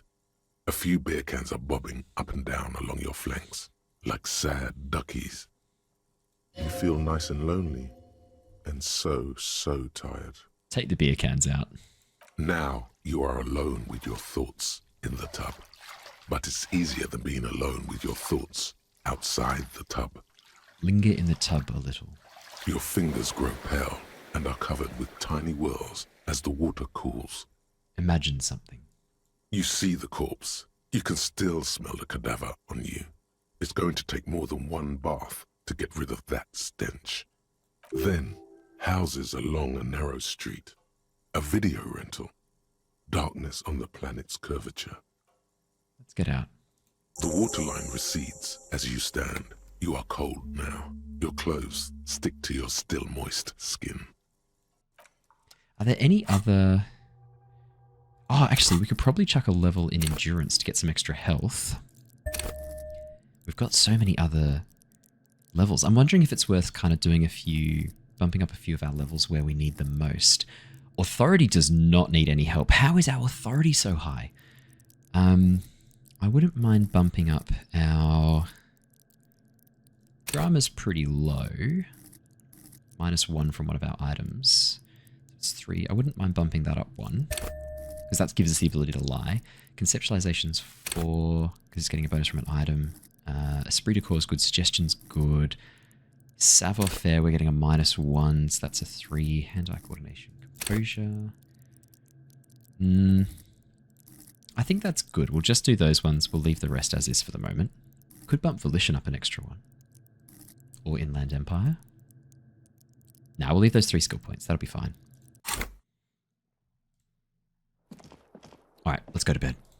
The bed is cold and not particularly inviting, but it's yours. The sheets look awful. Crawl in. Dawn of the second day. The sheets feel at once coarse and clammy against your skin. The bed sags beneath your weight as you stretch out and finally close your eyes. And then sleep doesn't come. But I want to sleep. Obviously, you're in bed with your eyes closed, but it's not happening. Why? Maybe it's the bed's fault. Check the pillow. Its synthetic filling has separated into hard lumps. The pillowcase smells oddly. Check the blanket. It barely covers your toes, stretching over your soft belly.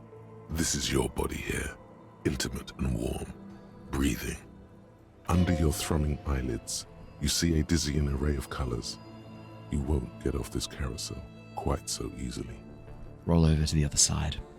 It's a little better. Colors, scenes, and half-formed phrases still litter your mind. Part of you is still trying to solve the case, isn't it? Who killed him? Who? Something to do with... What was it that the lieutenant said? Union? And it's gone again. Your thoughts lost between the slowing brain waves.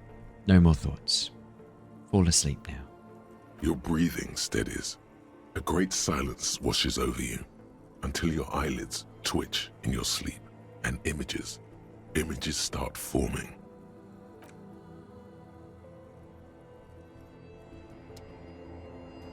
Ooh, spooky.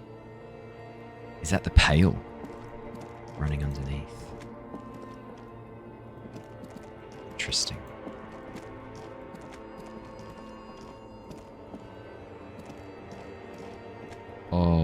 Oh no, it's us. Do you remember the scent of your childhood? What is this? What it says on the can, Harry. Answer the question. I remember nothing. Do you remember your wife's hand on your face? Tell me what this is. I'm not answering before you tell me who you are. You know who I am. I'm the bad day. The one where you ask her, and then later in the streets, wandering. It's the worst day of all time, Harry dear. And it's coming. She will hear about it on the phone. Reality will turn into a grotesque nightmare. This will be the last thing you did to her. Tell me, do you remember the love of your life? You said... who? Do you remember the warmth of her thighs, between her legs and in her mouth? I left. Oh no, funky baby, you stayed. It was the rest of it that left. Or you just stood there, with one hand on the bottle and the other on your dick, watching it go. Tell me, where are your friends? Human beings have friends, Harry boy. Where the hell are yours? I can get it all back. No, it's gone. 3 times gone and never coming back. You failed. You failed me. You failed Elysium. What is Elysium? Everything. The Pale and the Islas. On the surface. The outer magnetosphere. Burning, furious truth. 8,000 years of written history. You really dropped the ball, Harry. 4.6 billion people. And you failed every single one of them. You really fucked up. I've talked to you before. No, Harry. You were just talking to yourself. That's all you ever do. Even in your dreams. And the act is wearing thin. The spots of the disco ball fade around you. You'll be back in those cold snakeskins in no time, sweating up the bed. Stinky boy. I can come back from this. You're not coming back from shit, thrashing around in that high conductivity state of yours, bumping into things and acting like a clown. Who are you kidding? I'm trying to solve this case. You're trying to what? I can't hear you. This is just a word dream now. Jumbled up garbage. The pictures are gone. The bed rises to meet you. A thin, sleep-like state. More glass than velvet, grinding in your head. So something is wrong. Sleep shouldn't be this bad, this dry, this unnourishing. There's something wrong with your thoughts. Some kind of new type of hangover.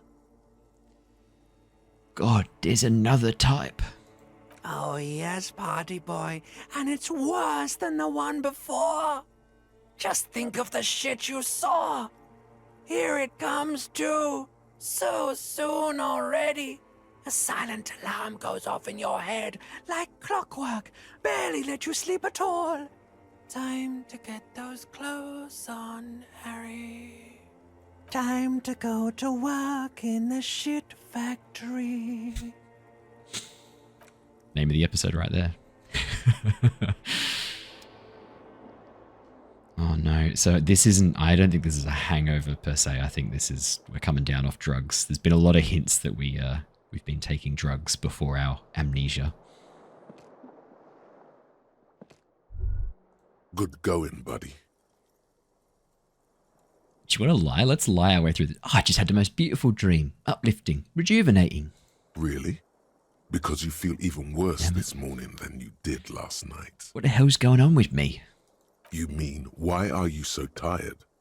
Too tired and down to even think? It is worrying, isn't it?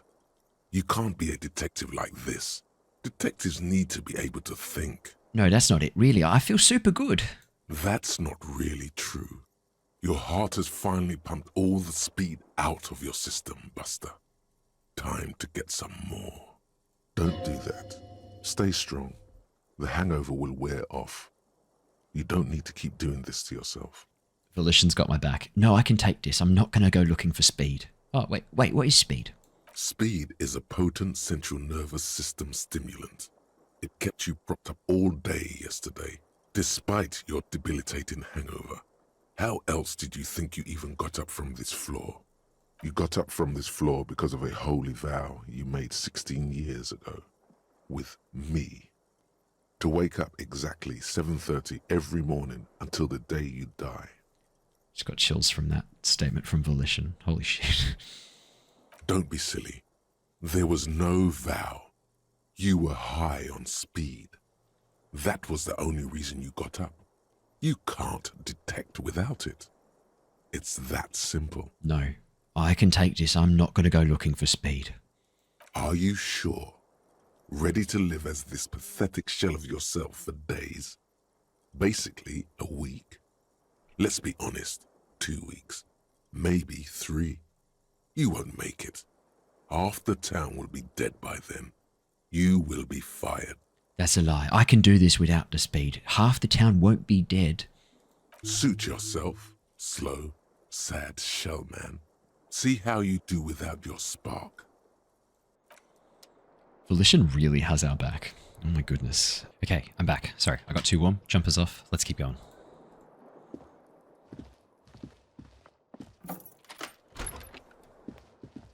How do we...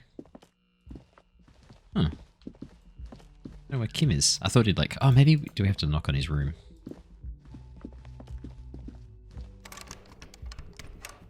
Fair enough. Let's head downstairs. Kim can check out our new boots. I wonder if he'll comment on them. Oh, hello. Okay, so the Union are here now. Wait, that's the gardener.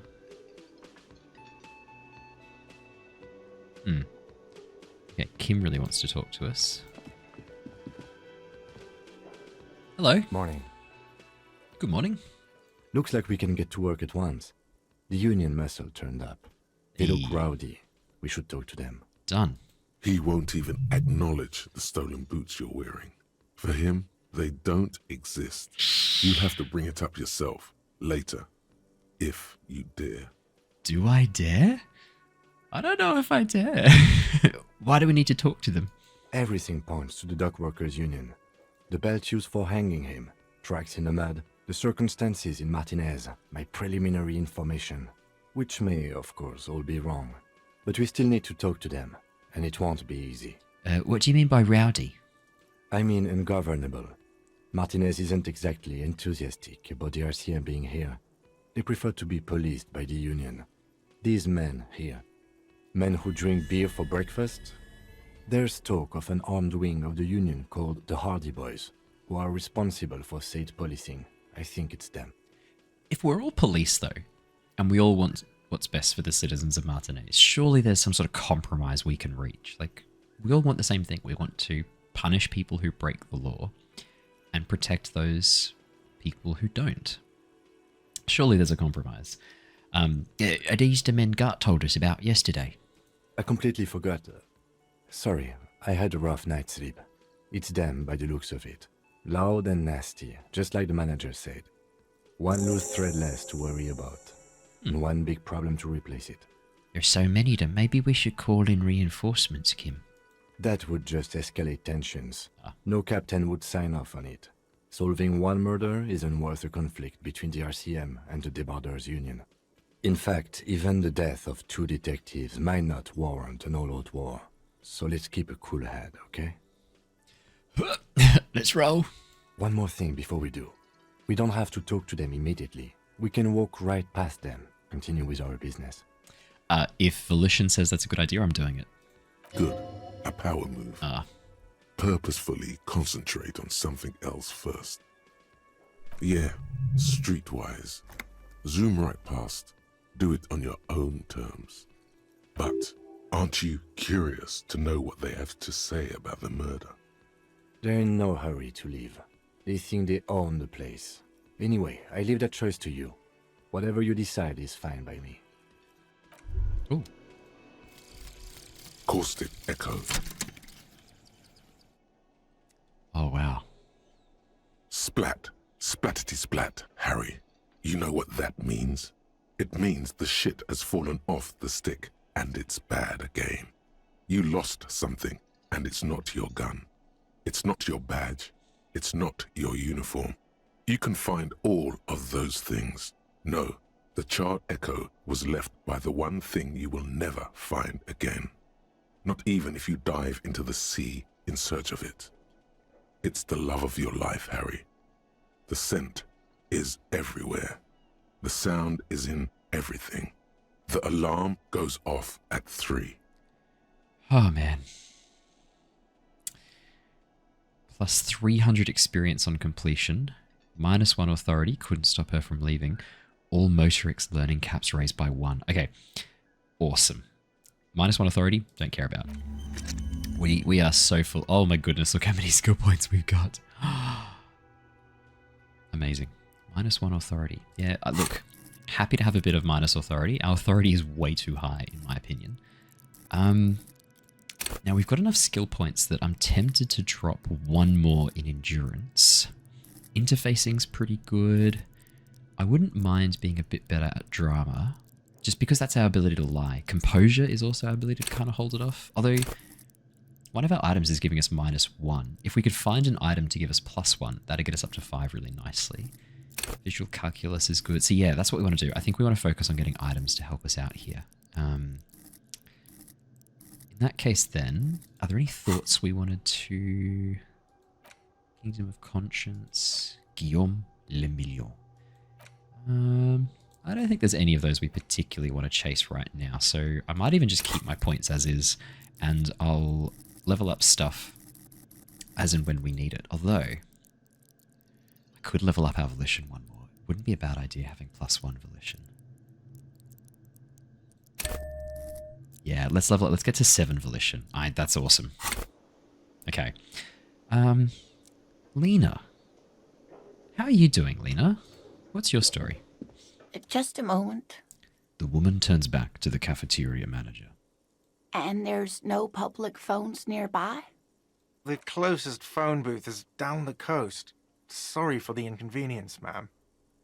The cafeteria manager appears genuinely apologetic. It's fine, I understand. Thank you anyway. I'm glad to see you again, dear. Hey, Lena. The lady is distressed. Perhaps something more upbeat might cheer her up. Howdy, Lena. What's kicking?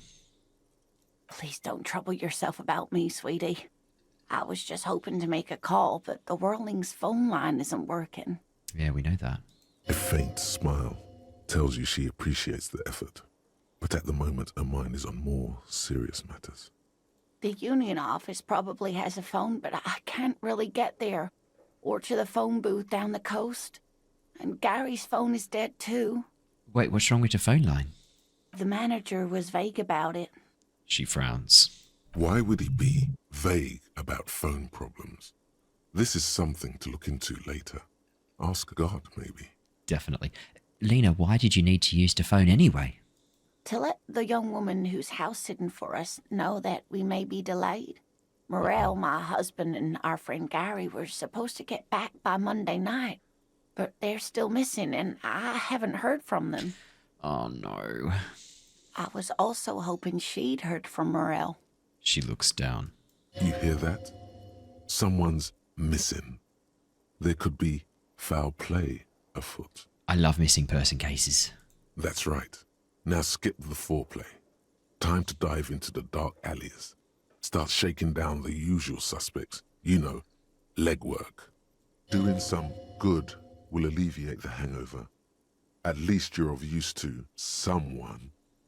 Okay, Volition says to do it. I'm going to do it. At this point, I feel like I can only trust Volition. Volition has 100% got our back.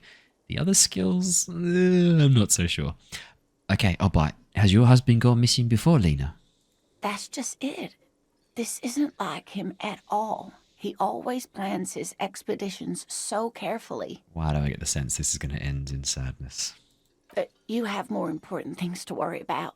What was this expedition your husband was on? Just some field work, sweetie.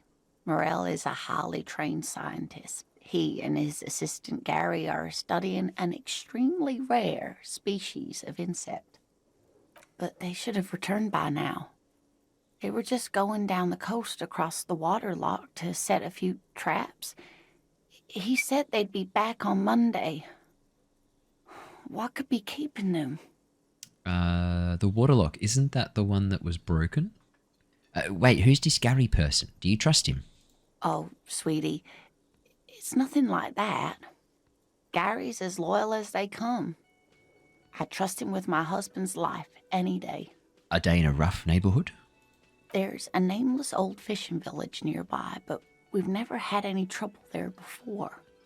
There is a lot of crime around here, isn't there? We've heard about the fishing village a couple of times now. We're gonna have to go check that out. I can't say it's the best part of town, but I wouldn't worry too much about a pair of grown men traveling together. The lieutenant doesn't want to agitate the woman. Do it. Find her husband. This will surely lead to a cryptozoological mystery with that extremely rare insect. See what I mean?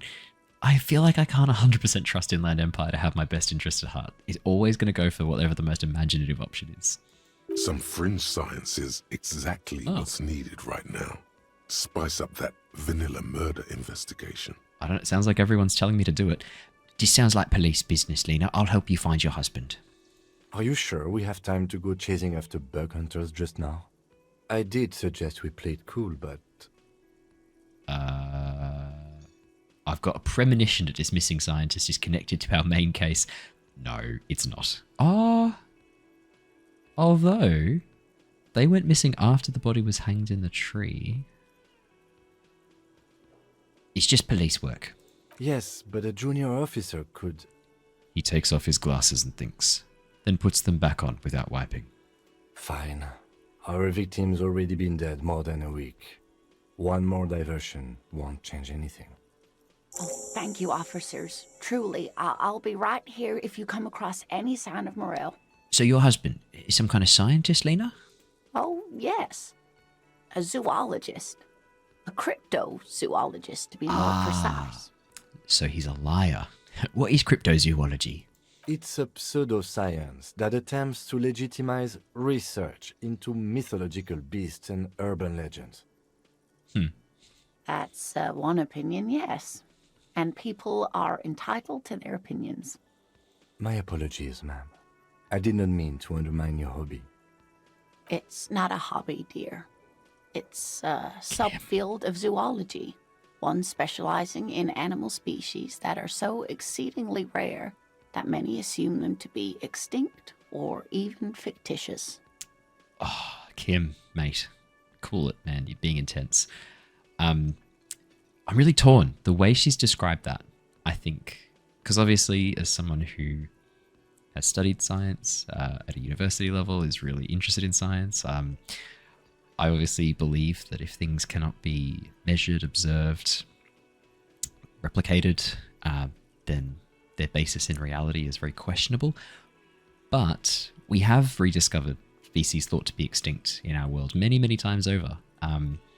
So I'm trying my best to keep an open mind. I think Harry would keep a very open mind. If anything, I think Harry needs to close his mind off somewhat. Searching for such species called cryptids She's used the word. difficult and often thankless. And frankly, many scientists are too lazy to do it. Universities these days are rarely interested in supporting real research. She called them cryptids. I'm really trying here. She's completely internalized her husband's struggles. They are her own. Tell me more about Moral. Looks, character, your relationship. Oh dear, I'm not sure where to begin. What does your husband look like? Well, his expression is slightly grumpy, but his eyes are always bright and curious, like a small boy's. And his palms are quite coarse from all the field work, but he's quite gentle. This is the loveliest answer to that question, to any question I've ever heard in my life. Small tear has come to my eye. I'm going to do my best to keep it in. It's always a challenge to describe the person you know best in the world. That's gorgeous. How is this game the most wholesome game I've played at times and the most horrifying? let's try again. If I were to meet him on the street, what would I look for? Oh, well, he's a bit shorter than you, but with a larger frame, and he has longish white hair, usually a bit uncombed. You might say wild, even. Perfect. The lieutenant pulls out his notebook and begins jotting down the woman's description. See, Kim's in on this. Kim can't leave a mystery alone either. One other thing, he'll likely have all kinds of field gear on him, even if he's not out in the reeds, just in case. How long have you been married? We'll be celebrating our 16th anniversary this autumn. Not the most numerically satisfying anniversary, but I like the less obvious milestones even more somehow. 16 is a pretty, that's incredible. How did the two of you meet? Via dating agency, I'm ashamed to say. I was looking to get back into the scene after recovering from my accident, and he'd just divorced. No, there is no shame at all in meeting via a dating agency, via a dating app. Absolutely no shame in that at all. No. I refuse to accept your shame, Lena. We hit it off, and, well, here we are. It's really lovely. She's skipping over some important parts. Okay. Perhaps you'll find out more later. Well, I think I have all the information I need. Let's move on, Lena. I hope I've been useful. Tell me more about this rare insect your husband is looking for. And then we are definitely going to ask her to tell us about some cool cryptids. 100%. Oh, sweetie, it's fascinating. But I shouldn't bore you with entomological minutiae. The lieutenant gives you a sideways glance. No, I want to hear about the insect. Well, it's a phasmid, technically, but... Oh, yeah. Here comes the interesting... Fucking love Inland Empire. Where other phasmids imitate sticks or leaves, this one's a living reed. It disguises itself among the reeds here on the Insular Indian coast. So it's like a stick insect, but disguises itself as reeds. That's not that crazy. That, to me, I'm like, yeah, that's pretty normal camouflage that insects use all the time. Hence its name, the Insular Indian phasmid. Perhaps you'll end up co-discovering the phasmid with us, officers. She looks you in the eye and nods thoughtfully. I knew it. We're gonna be chasing made-up insects with cryptozoologists. Yeah, we fucking are, Kim. It's not made up, officer. I can assure you. There's a hint of defensiveness to her retort, but also confidence. She seems to sit up a little straighter in her chair. It's simply elusive, so much so that most establishment zoologists doubt it exists at all. Hey, if it's got camouflage that's as good as stick insect camouflage, and it's out in the reeds in the bay where people don't want to go, I'm willing to believe that it's there. What makes you think the phasmid is around here? Well, some teenagers making out in the reeds saw one. They didn't know what it was, of course, but there was a brief article in a local newspaper about their encounter with a ghost insect that looks like the reeds. Gary sent us the clipping. So a newspaper clipping is all the evidence you have? Of course, most phasmid sightings turn out to be false alarms, but their description matched the Insular Indian phasmid perfectly, and they didn't even know what they were looking at. So, is it dangerous? Not at all. Fair. Why else would it hide itself so carefully? No, good point. If you've got really, really good camouflage, you don't need to have any other tools to help defend or attack. Is it valuable? Oh, I doubt it. No one gets into cryptozoology for the money, sweetie. Does it have cool powers? Yes, it can blend in almost perfectly among the reeds. It's how it stayed hidden all these years. Centuries, even. I'm fully convinced this thing exists now. Like, it's not that crazy. Camouflage exists in the natural world. Camouflaging as sticks, insects that camouflage as sticks, that as branches, as leaves exist. Why are reeds so different? I'm like, this is not a problem for me to believe. I feel like this is not a phasmid. Okay, what's so special about this stick bug then? Oh dear.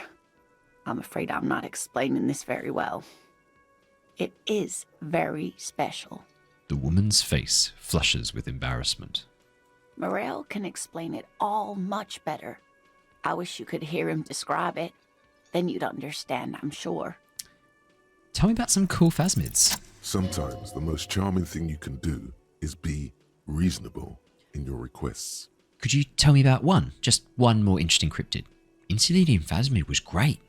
I suppose you could use a break and I could use a distraction. Sorry, Kim.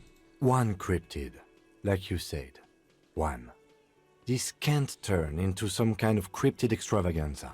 We have things to do. Okay, Kim, just one little cryptid, promise. And we'll come back and ask about all the others later when Kim's in bed. He nods and assumes a waiting posture. Ooh, tough choice there. Oh, yikes. Oh, biggest, tiniest, dangerous cryptid on the pen. Oh, that's right, she gave us the green ape pen. Are there any invisible cryptids? What an interesting question. And the answer is yes, there are. Of course. All fairy tales have someone or something invisible in them. Shh, Kim. She's going to tell me about the invisible cryptid. What is it? It's the Col de Mama d'Aqua. Its name means thin whisper of sound, and that's precisely what it is. Self-replicating sound waves, invisible and intangible. The Col de Mama is very afraid of us, which makes it incredibly difficult to track. I think I picked a fucking good one. What does it sound like? Because it's just sound waves, so what does it sound like? Like nothing. It's such a high-pitched sound that us humans can't hear it, nor can other animals. It could be ringing right outside your window and you wouldn't even know it. Hang on. Could be anywhere. Everywhere, even. Hang on. If no one can detect it... Fine, I'll bite. How can an animal be a sound? Many scientists have asked the same question. Some have claimed that it isn't itself a sound, but a tiny corpuscle that emits sound waves. But there's no evidence to support this theory. Do you know what's so funny? In my mind, I automatically assume this to be like a bird-like creature. I don't know why. Could it be here? Right now?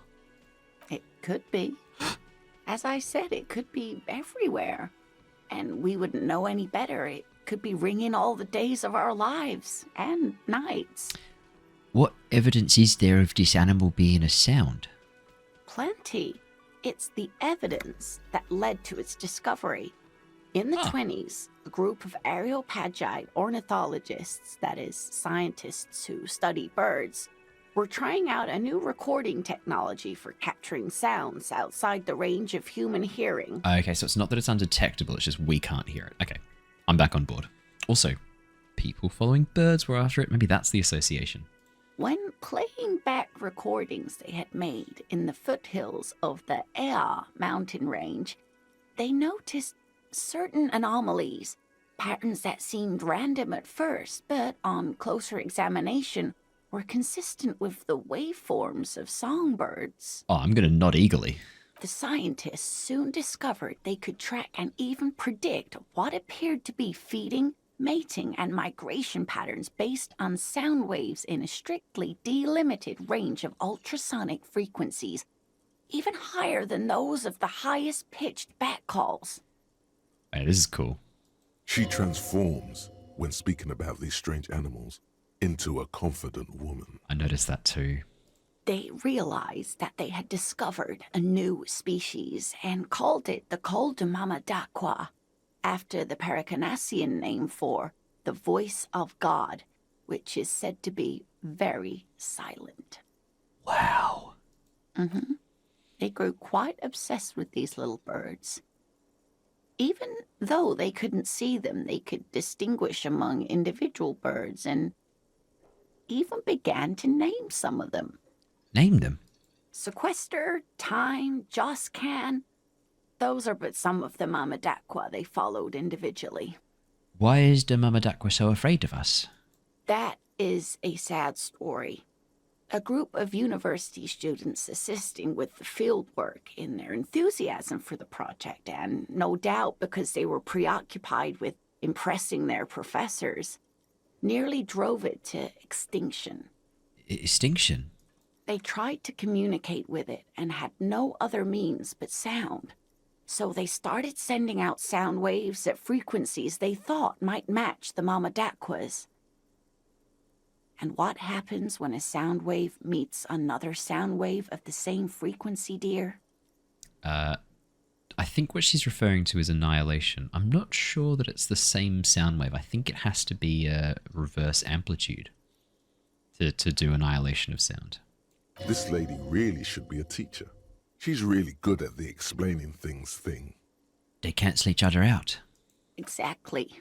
And these tests were performed so recklessly that when they happened upon the right frequency, well, they wiped out most of the population.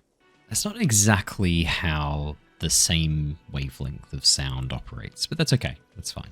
Great regret washes over her. A wending cloth. After that, the corpuscle appears to have migrated elsewhere. There have been recordings of anomalies similar to those spotted in Ea, but they've been few and far between. It's impossible to confirm the presence of any stable Koltamama population anywhere. It's really sad. Of course. A common thread in these. Disappearance and unfalsifiability. Kim. I like the story, though, ma'am. Play nice with the other NPCs, please, Kim. I'm glad you did, dear. Interesting. What about... What about what? No, we promised Kim. It's been educational, sadly. We need to discuss something else. Of course, dear. That's all for now, ma'am. Don't worry, we will be back for more cryptid action later. Now... I don't know if I want to ask these guys anything. No, let's not talk to them yet. Let's just pick up the orbs. You see hawthorn bushes outside. Photos of men in overalls, toting guns and Union placards. Alright, let's just walk right by him. Walk in, give him a look, walk out again. Oh. Was that? Could it be? The Koltamama Dakwa? No, it's probably just your imagination ringing in your ear. Wait, no, is it ringing? Listen more closely. There seems to be an extremely high-pitched ring. Ultrasonic. Lena said it was very high-pitched, right? It's like something tickles your ear. Listen closely first. There it is again. You're about to rediscover a long-lost species. Keep listening. It must be very close. Maybe, just maybe, it will come toward you. Kim, do you hear a high-pitched noise? No, I don't hear the Koltamama Dakwa, and neither do you. Kim. Of course he doesn't. He's deaf. Move your head toward the sound. Oh no. The sound. It's moving away. Somewhere over there. Go after it. I will. No. Too late. It's gone. There is no ringing anymore. Just the sound of the streets. No, come back, please. Keep your ears peeled, then. If the species really has migrated to Martinaise, you're sure to hear it again. So that's a thought. There it is, Koltamama Dakwa. Doesn't cost us anything. Go on then. Why not? Let's internalize the Koltamama Dakwa. Okay, cool. Look, worst case scenario, we've wasted a thought, we can spend a point to get rid of it. So all it's going to cost us is a point. Let's have a bit of a look around. There's still some more exploring we can do. There's a man here. Just shit ain't nothing to me. Okay, fair enough. Hello.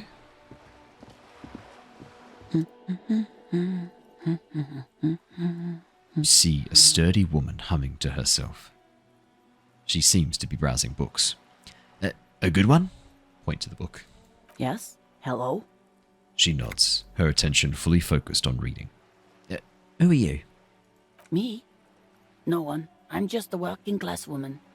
She doesn't really want to be disturbed that much. If she's such a working class woman, why isn't she working? No. What are you doing? Looking for something to read. I'm a policeman. I know you are. Do you need the help of a policeman? What with? She tries hard to focus on the bookstand. What with? A lot of things. For example, people tend to go missing. We're already doing one missing person's case. Let's do another one. This citizen thinks she can do without your assistance.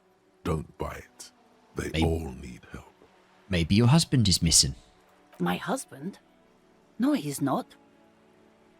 So where could he be? I don't know. At home now? Out drinking with his friends? Working? Sounds like you don't know where he is. Where is this going, officer? So what I'm hearing is you don't really know where your husband is. Yes, but I don't really need to know where my husband is. Not all the time. Wouldn't you like to? No. I can totally help you find your missing husband. Why are we still talking about this? I haven't lost my husband. It's okay. It's alright. I'm going to help you. She has, though. The husband is totally lost. You should tell her that it's okay. It's okay. What? It's okay. It's alright not to know where your husband is. Nothing shameful in that. Who said anything about shame? Stop talking down to me. My husband is not missing. But he is. You can feel it. Or maybe it's something else then. Maybe your children are missing. No, absolutely not. Alright, so where are they? Are you a policeman or a nanny? I police wherever I want. Where are they? They are not missing, sir. You know where they are. They're at home, smoking, giving the ladder of vices a chance. They're at home, right? Smoking cigarettes. What? That's just... My daughters are perfectly fine. They're with their friends down in Shamrock. There's nothing to worry about. They're almost grown up now anyway. They're past the age they need me protecting them from everything now. I'm afraid the danger's now greater than ever. Tell me, how old are they? My youngest girl, Jolie, is just shy of 16. Jenny, she is turning 18 next month. But we shouldn't even be talking about them. And can you describe their appearance? Any features that might stand out? Something to make identifying a little easier. Why do you need to know this? Haven't I repeatedly told you that they're not missing? That they're in Shamrock, safe and well, at some stupid party? It's for the investigation. I'm trying to be professional. There is no investigation here. I can tell you that. She picks up a book and tries to concentrate. A flock of seabirds passes by. Maybe your cockatoo is missing. I don't mean to disrespect, sir, but you are being a bit of a cockatoo here. For what it's worth, I agree. But cockatoos can't be stopped when they get ladies. It's better to indulge him at this point. Yes, Kim, enable my behavior. Ma'am, I was asking about your cockatoo. Is it missing? I don't even have a cockatoo. And guess what? What? Even if I had, it wouldn't be missing. Alright, cockatoo not missing. Just want to make sure. Great. Just one more question. What did you mean by me being a cockatoo? Nothing. Go read up on them if you're so interested. There's a great book in the bookstore. Maybe you should. What if the cockatoo is your astral captain? Or your heraldic bird? Actually, that's exactly what I'm going to do. Thanks for the tip. Wonderful. The store is open. Find your heraldic bird. Let's watch her browse books. Her hands move over the book covers. The tips of her fingers look rough, stained with yellow. It seems like she has spent a lot of time at work, smoking. That's all for the moment. I'll let you read. The woman before you nods and returns to her reading. Hello, sir. Step right in. The store is open. A young girl with chubby red cheeks waves at you, smiling. Her nose is also red from the cold. Hi. Are you interested in a new and exciting book? What kind of story is this, anyway? It's a bookstore, sir. We sell books, postcards, and some board games. It's called Crime, Romance, and Biographies of Famous People. Whoa, whoa, whoa, whoa. Hold your horses, little girl. Don't be ridiculous. I know all these things. I know what a book and a postcard and a board game is. You're fooling nobody. Don't you sass me. Sir, are you okay? You've been standing here silently for a while now. Is it okay if I ask you some questions? Okay, sir. I'll try to answer any questions you have. I hope they're about books. What's your name? My name is Annette, sir. My mum, her name is Plaisance. She owns the store. She's inside minding the register or organising the stock. The girl gazes at the window, then suddenly jolts. Her eyes wide, as if recalling something. Feel free to step in and browse our wares. And you're standing out here in the cold because... I'm signalling that the store is open. Otherwise people might not know. They'd miss out on the crime, romance and biographies of famous people. A sudden gush of wind turns the pages of the books on the counters. She covers her face, smiling. But she's cold. You're cold. Can I help in some way? Kind of you to offer, sir. She doesn't know what else to say. What could you do to help her anyway? I should have a word with the store owner, maybe. Oh, no, sir. I'm happy to help Mum by luring in customers. Besides, I have some hot juice in my vacuum bottle to keep warm. Shouldn't you be at school or something? I do my studies at home at the moment. I have to help Mum keep this place running. What is school, anyway? School? Well, mine is a big yellow building on Boogie Street, and the people there run it. They say it's a charity. Isn't going to school more important than this? Mum says it's necessary to do both, because it builds character. Mum says a proper worker is dutiful. That's how you get ahead in life. You succeed. How's the business going? Mum says it's peachy. She was a little afraid at first. There's talk about this house being cursed. Behind her, the window has been boarded up. You sense the boards creaking, twisting for a second, and some kind of doubt in her tense shoulders. Cursed? In what way? Cursed in the way that makes them say that no business has ever really thrived here, sir. That they all go... Bankrupt? Exactly. But we've been doing fine so far. This sounds rather serious. I should probably look into this. We can go into the bookstore and ask about the case. But I don't see much more to look into here. Yes. Please do also look at our wares inside. The postcards and board games are there, sir. What do you know about the other failed businesses? Nothing really, sir. Mum doesn't allow me to sneak around in the back rooms or the cellar. I don't really know what's there. We're heading into the back rooms in the cellar next. How does this curse manifest itself? It does not manifest itself in any way. It does not exist. I liked it better when we were talking about whether it's appropriate to stand out in the freezing weather. But Kim, the plasmic manifestations. No such thing. Anything else you wanted to talk about, sir? Alright, enough about the curse. For now. Maybe I can tell you about some of our books instead. What's this crime business? Crime fiction is about murders or burglaries or things like that, and the work of a policeman or a private detective who's trying to solve a crime and catch the criminals. Why would anyone want to read about crime? Oh, I get it. Crime murder gets the people going. And it's kind of like a puzzle too. You can guess who the criminal is or how the good guys are going to catch him. I'm a policeman by myself, by the way. You don't look much like a policeman. She examines you as if to find something policeman-like. Huh, what does a cop look like then? Didn't mean to offend, sir. Sorry, sir. Didn't offend. It's just that you don't look like Dick Mullen. Oh, fucking Dick Mullen. She points to a book cover on which you see a strapping Vespertine officer. He stands grimly over the body of a dead woman. You know, nobody actually looks like that guy in the picture. It's just a stupid fantasy of a man. She looks at Dick Mullen, frowning.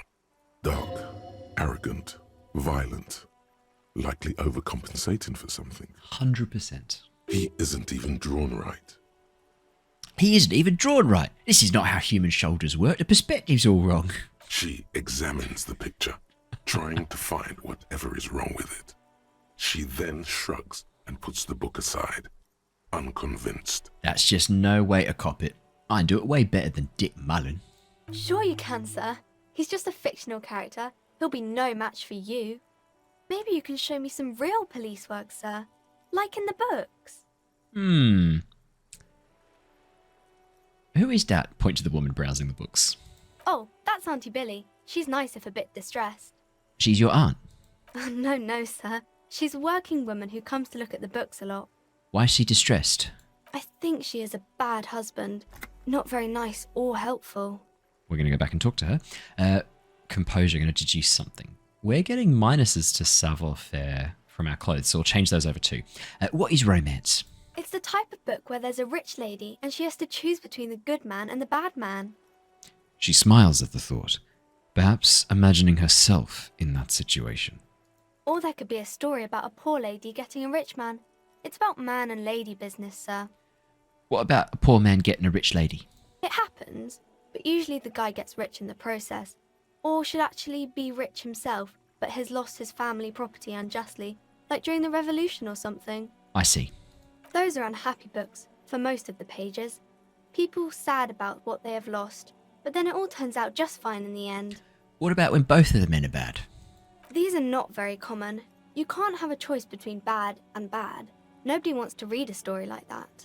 What if it's written really well? Well, maybe then it's fine. Maybe if the lady then decides not to pick either, because she doesn't need a bad man. Yes, that would be interesting. What about when everyone is poor? That's really not a proper romance story. That's more like everyday life. Sometimes you have to write about real life things. Not in romance books, sir. These are about nice and pretty people, and everyone is happy in the end. What about a book where the man and lady business don't work out at all? I haven't read many of those. Maybe you should ask Mum. Yeah, you reckon she has one about an excruciatingly painful breakup? I don't think it's a romance story if the main characters break up, though. No, think about it. One where they plunge into a torrid spiral of pain and recrimination. Only it's really long and drawn out. Scarred for life. Phantom limb. No, I don't know. Doesn't ring a bell? Alright, ask your mum. Yes, she knows books. Definitely. What was that? An idea for an unfinished novel stuck somewhere in your forebrain? You clearly have issues you need to address. Thank you, Volition. That's enough about romance for me. I had other questions. Maybe some about other books? Who are these famous people? Oh, kings and queens and generals of old, or artists and writers, or musicians, those kinds of people. There's usually something extraordinary about them. I think that's why people read them, to find the secrets of their fame. Seems like most people who read those books fail to get more famous from reading them. Reading those doesn't make the breeders more famous though, does it? But it does make the famous people more famous. Ah. Fame sounds delicious. Maybe someone will write a book about me one day. Fame is for vain people. I've got better things to do. Okay, sir. Alright, let's... bye-bye, see you around, Annette. We're just going to quickly change our clothes because we're getting -1 composure from our shoes. That will give us... If we put these shoes on, that gives us +1. Much better. Okay, I don't think there's anything else affecting our composure. Nah, we're good. Hello again, sir. I'm going to deduce something now. The girl keeps her hands folded, hidden. Why is that? Hey, why are you keeping your hands folded? What do you mean, sir? She knows where this is going. You don't need to be worried. I'm here to help. You can show them to me. She looks around anxiously. Her hands remain folded in front of her. She doesn't want to show them. The lieutenant stands by, looking at the two of you with little interest. A facade of true professionalism. He is far more intrigued by the situation than his poise reveals. It's okay. She brings out her reddened hands, her nails frayed, nearly chewed down to the flesh. Oh, Annette. You bite your nails. And you knew this from me keeping my hands folded? She shoots you a suspicious glare. There were some other hints as well. Well, that proves nothing. Anyone could do an easy deduction like that. Her eyes flash with defiance. She's not impressed. She actually is impressed. This is more like a defensive reflex. What more? Bet I can figure out why you bite your nails. Got a few reasons in mind. She nods, half provocative, half enthusiastic. Rats have been nibbling on your fingers, you're recycling your body material, or it's an intense dedication to the way of business. You're uptight because you might have put pressure on you. Maybe so, sir. Okay, I know it's a bad habit, and I shouldn't. I hope this entertained you. It was okay, sir. She's still got a rebellious streak. There's more that can be achieved here. Ask her to do the same. You think so? Do you want to do better? Deduce something about me. You're quite sober. She snaps back quickly. The lieutenant does not flinch at the comment. He does not flinch even a single bit. He is intensely not flinching. It takes effort. I can love you, Kim. Wait, how do you know I'm usually not? Because you usually aren't. And I am having a grand time sober. I sure hope you are, sir. There she stands, swaying on her feet, assaulted by the early spring breeze. She smiles at you. The whole situation suddenly feels familiar, somehow. What am I missing here? Why does this feel familiar? Because you know each other. She's been talking to you so openly because you've talked before. Hang on, so you know me, we've met before. Yes, I stand in this spot all the time. You've been running around all week without your shirt on, sir, telling people about being a star or something. I don't really understand who those stars are. Did I ever talk to you? Of course, you've stopped by a few times. You certainly look better than the last time I saw you. Thanks, I'm trying. Yeah, I can see. You don't have party eyes anymore. Party eyes? Party eyes. Yes, of course. That makes sense. I'm not surprised children have seen you running around with party eyes on, he thinks. Party eyes? At all. What are party eyes? You know, like a cat in the dark, all big and wide-eyed. It certainly looks odd on a man. Hi, I've been high around children. The swiveling eyes of a loony drug addict. That is what she meant. You were probably gurning too. Fuck yeah. You should get some party eyes right now. Snap those sequins on you, boy. Fuck off electrochemistry.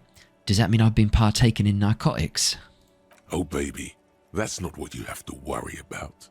Worry about the important thing. What's the important thing? So why didn't you tell me you knew me to begin with? I didn't know I had to do that. Thanks, I've learned something about myself today. I'm glad I could help you, sir. Alright, see you around, Annette. Well, let's head inside. We did say we'd head inside. Let's head inside before we make any more moves to explore. That looks like the store owner. We'll talk to Plaisance in a moment. Let's look at the gift books and molten candy. Old sports magazines, tucked away in a dark corner. The book collects the national recipes of Arda. They are all about lake trout. We'll come down and explore these a little bit further. I just want to do the orbs for the moment. Quaint picture book brochure. Very colourful. It's a tome of fascist magic. Rather candid. What is fascist magic? Another boring book. Just discarded here. Okay, we'll make our way back down now. This bookstore is not strictly about crime, romance, and biographies of famous people. There's also a wide range of paranatural literature. Storky, what books are these? Sir, please, no browsing in that shelf. That wisdom is not for free. I can't have you end up, like, opening a police store next door and stealing my customers. Oh no! I'm looking through the shelf. Amidst the various books, you find one written by someone named Martinaise W. Dundas. It's about wholeness, unity, balance. Vaguely interesting. The point of the book, and many others on this shelf, is to give people medicinal advice in situations where they don't have access to paid health services. How does that work?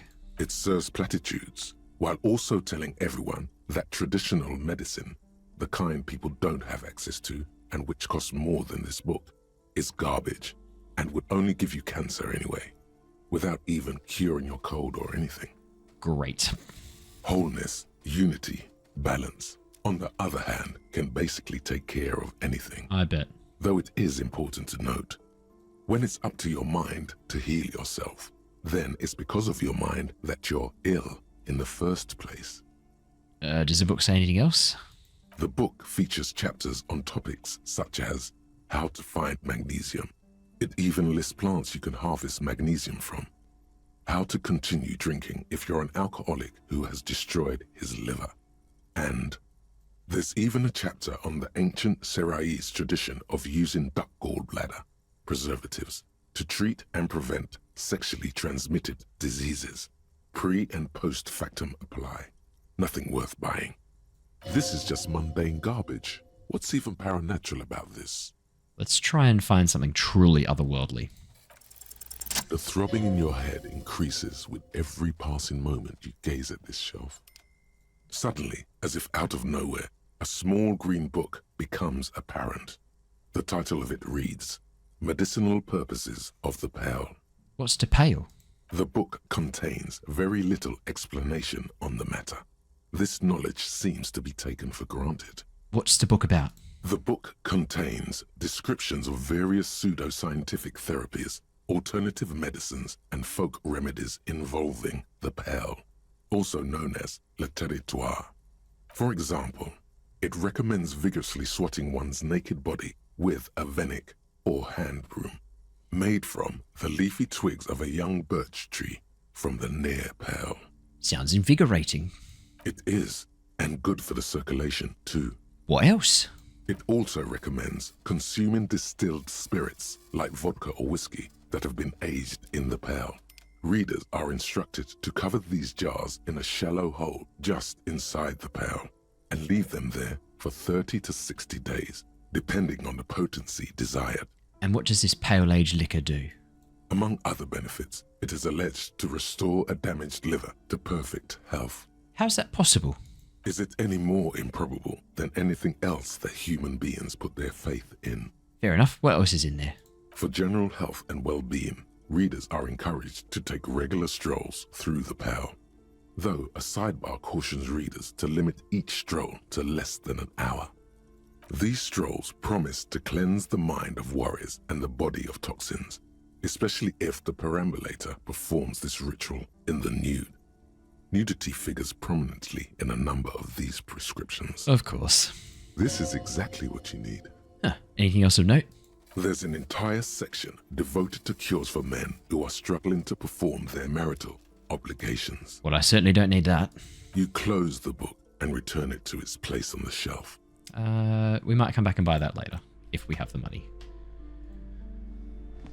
Several maps have been attached to a bulletin board hidden inside the alcove. They're held up by small pins. The board has come loose from one corner. The maps look old and faded. Your eye catches a map of Insulinda, a map of Revachol, and a map of Martinaise. Look at the map of Insulinda. This large map displays archipelagos. You see a constellation of small dots on the light blue emptiness of the Insulindic Ocean. The largest in the northeast is La Caillou. You are here. Another far away in the southwest, Seminese Islands, Ile de Fantôme. What else? Ozon, Laurentide, Fas à la Mer, Archipelagos, North Arcade Islands, all just specks of dust on the vastness of the Insulindic. On the edges of the map, the color fades into a blur of dotted lines, black and white, disintegrating into mathematics. In the northeast, a dust mite stands on the north coast of Caillou in a bookstore. It's you.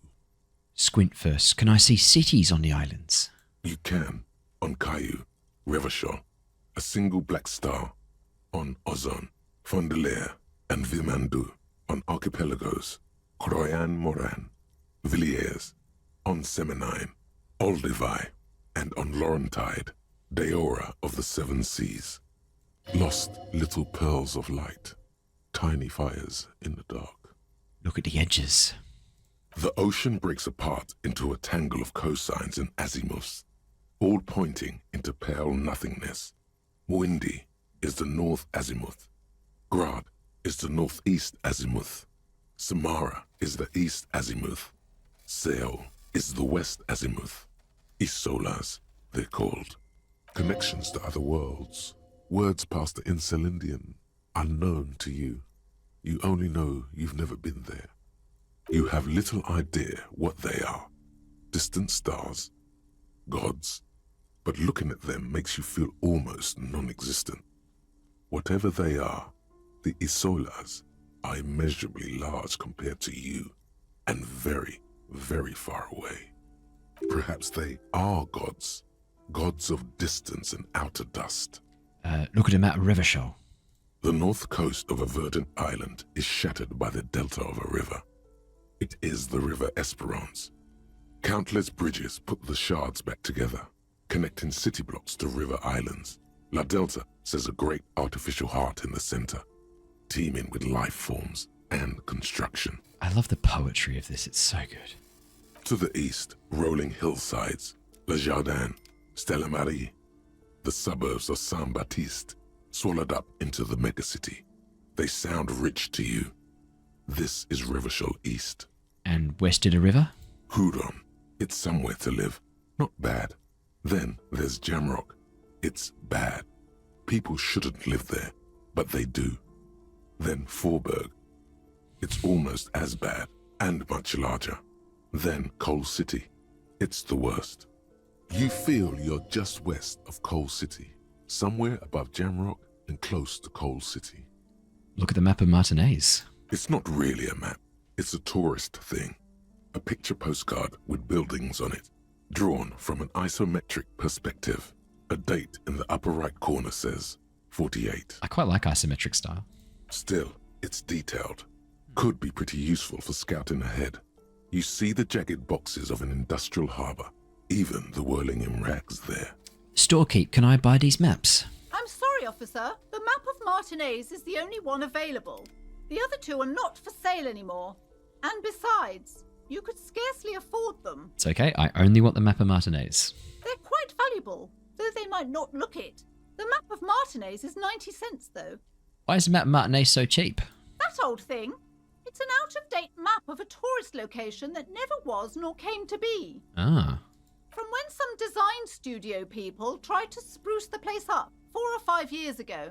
They also renovated the horse statue, set up those coin-operated viewers, and designed the new street lamps. What happened then? They didn't get that far, for some reason. A shame the project never got going.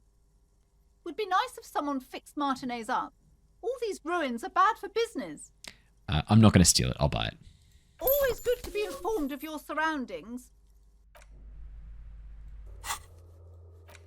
Ah, look at that. That's fantastic. Okay, so we've got a really, really good...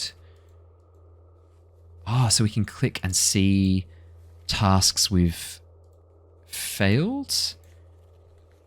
These are found white checks. Those on white are available to try now. So there's some tasks we need to try, it looks like. Okay, that's good to know. Let's try this shelf. The plaque on the shelf reads, Biographies of Famous People. You see a large variety of names, none of which ring a bell. Storekeep, anything to note on this shelf? I would say... The Greatest Innocence. Yes, most certainly. It's an important educational tool delving into the depths of history, religion, and their relation to innocentic power. Who or what is an innocence? A very influential historical figure. But surely I don't have to tell you that. You're a law officer, and law officers have at least some education. The book is also very daring. The author aims to re-examine the universal understandings of the innocentic system, creating a fresh vantage point and a shift in the tired order of things. So you recommend it?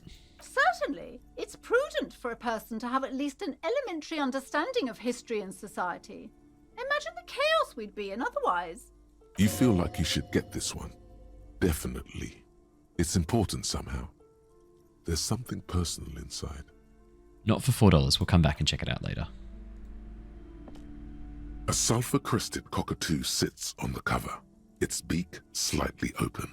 It looks as if the bird is calling out the book title, From A to Zurich, a guide to a well-behaved cockatoo. Flip through the pages. It's time for our heraldic animal.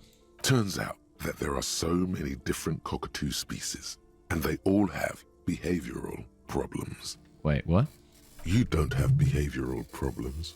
That's garbage. You're cool. What about this guide to cockatoos, storekeeper? It's a must-have if you own a cockatoo. I've heard they're quite capricious. Now we're stealing this one. You wait for the storekeeper to be distracted. When she's not looking, you haul the tome of cockatoos into your pocket. It's quite a challenge, but eventually, the guide to the cockatoos is yours. Splendid effort.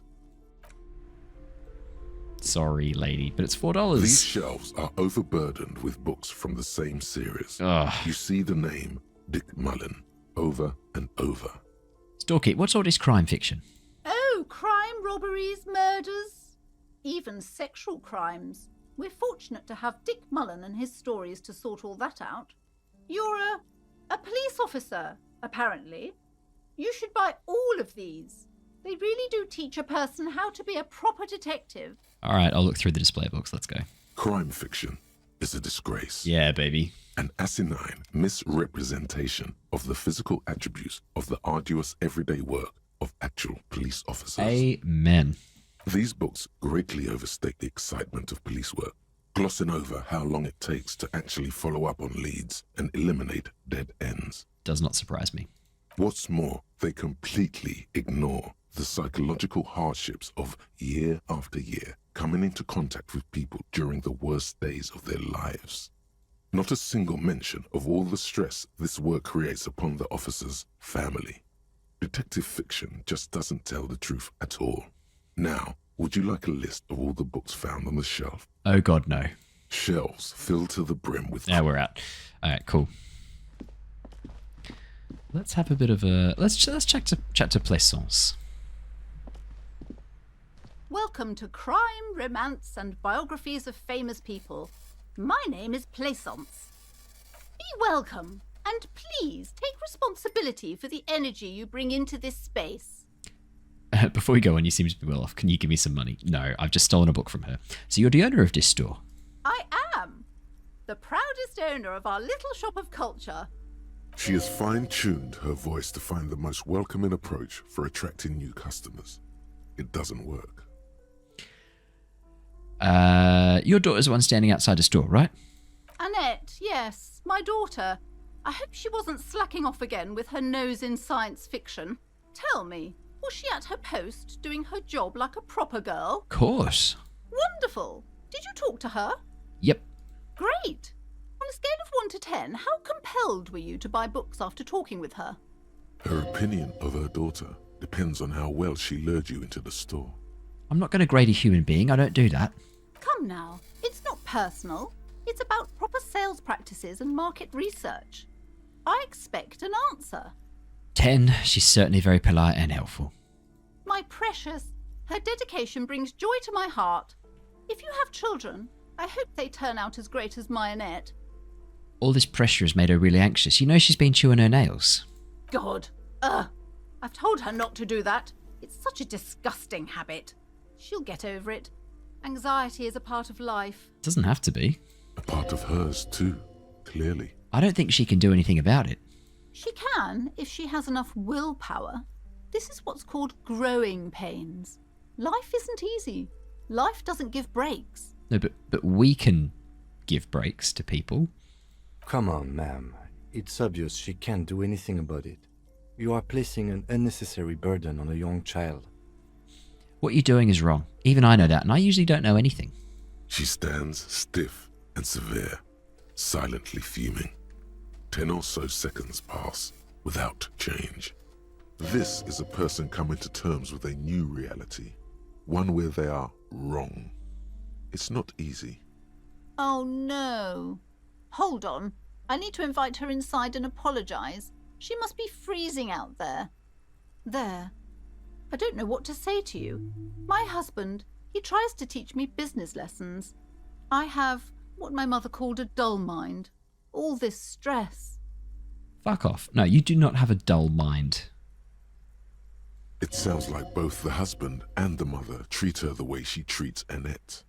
You're like Annette to your husband and your mother. Oh, well, my mother was horrible, of course. Absolutely perverse energies around that person. But my husband... My husband is completely different, of course. Is this husband Annette's father? Yes, my husband is a successful entrepreneur east of the river. If only he were more involved in the business we're running up here. No matter. Soon we'll both be off for Grand Couronne. And your husband's also involved with the bookstore? He made the initial investment. Since then, he's been what you might call a silent partner. Is she an only child? Yes, I'm afraid so. A real treat she is. It would be nice if she had... No, we couldn't have afforded more children, really. Not in this economy. A glimmer of sadness blinks through the well-crafted exterior. Of course, yes. This economy. Exactly. She told me she doesn't go to school anymore. She's been too busy helping me here. So she studied at home this trimester. This is a temporary solution, of course. I assure you, I, of all people, understand the importance of education. She will be back in school the moment the store takes off. All right, I had something else in mind. The woman looks aloof, her features much softer. Occasionally she glances at her daughter's silhouette. Well, farewell for now, book peddler. Let's see what's behind here. You see a set of tattered curtains blocking the way to another room. A strange cage-like trinket dangles from the curtains. Excuse me, officer. The back room is strictly for employees only. I'm going to examine the strange cage-like trinket. You see some kind of charm, an irregular polyhedron assembled from bones, sticks, and straw. Inside, a disturbing fish head with empty eye sockets stares at you.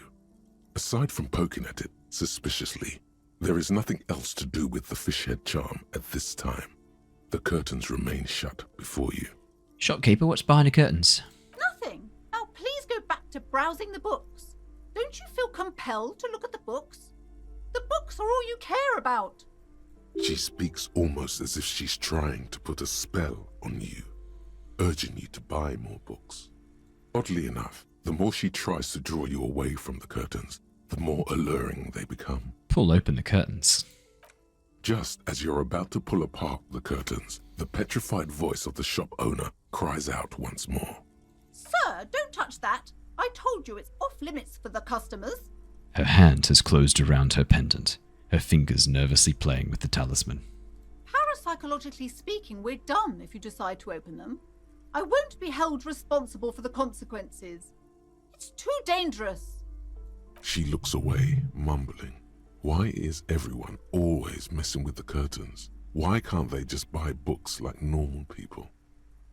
But I sense this place calling for me. I must investigate beyond the threshold. You do? My God, even more reasons not to mess with the curtains. Just step away, dear sir. Is this about the curse? That's why you're afraid? No, it's just a storeroom for the employees, I told you. Now please step away from the curtains. Ma'am, this is different. I'm a police officer. I need to get in there. Why? It's not like anyone was killed there. Ha. I'm sorry, I don't mean to be so impolite. Just please don't go there. I can't allow that. You'll only make things worse and unleash the powers. The powers. All right, I'll think about it for a while. Thank you. Let's just talk about this first, all right? There's no reason for you to venture into the unknown. What are you, a coward? Think about the marvelous adventures waiting for us on the other side. There is something mysterious about the curtains. Be careful. The curtains, tattered with age and covered in dust, hang before you, as if taunting you. I'll talk to Plaisance first, but I think for now that's a good place to wrap up. We will be back to solve this side mystery next time. Until then, everybody, farewell and see you really soon.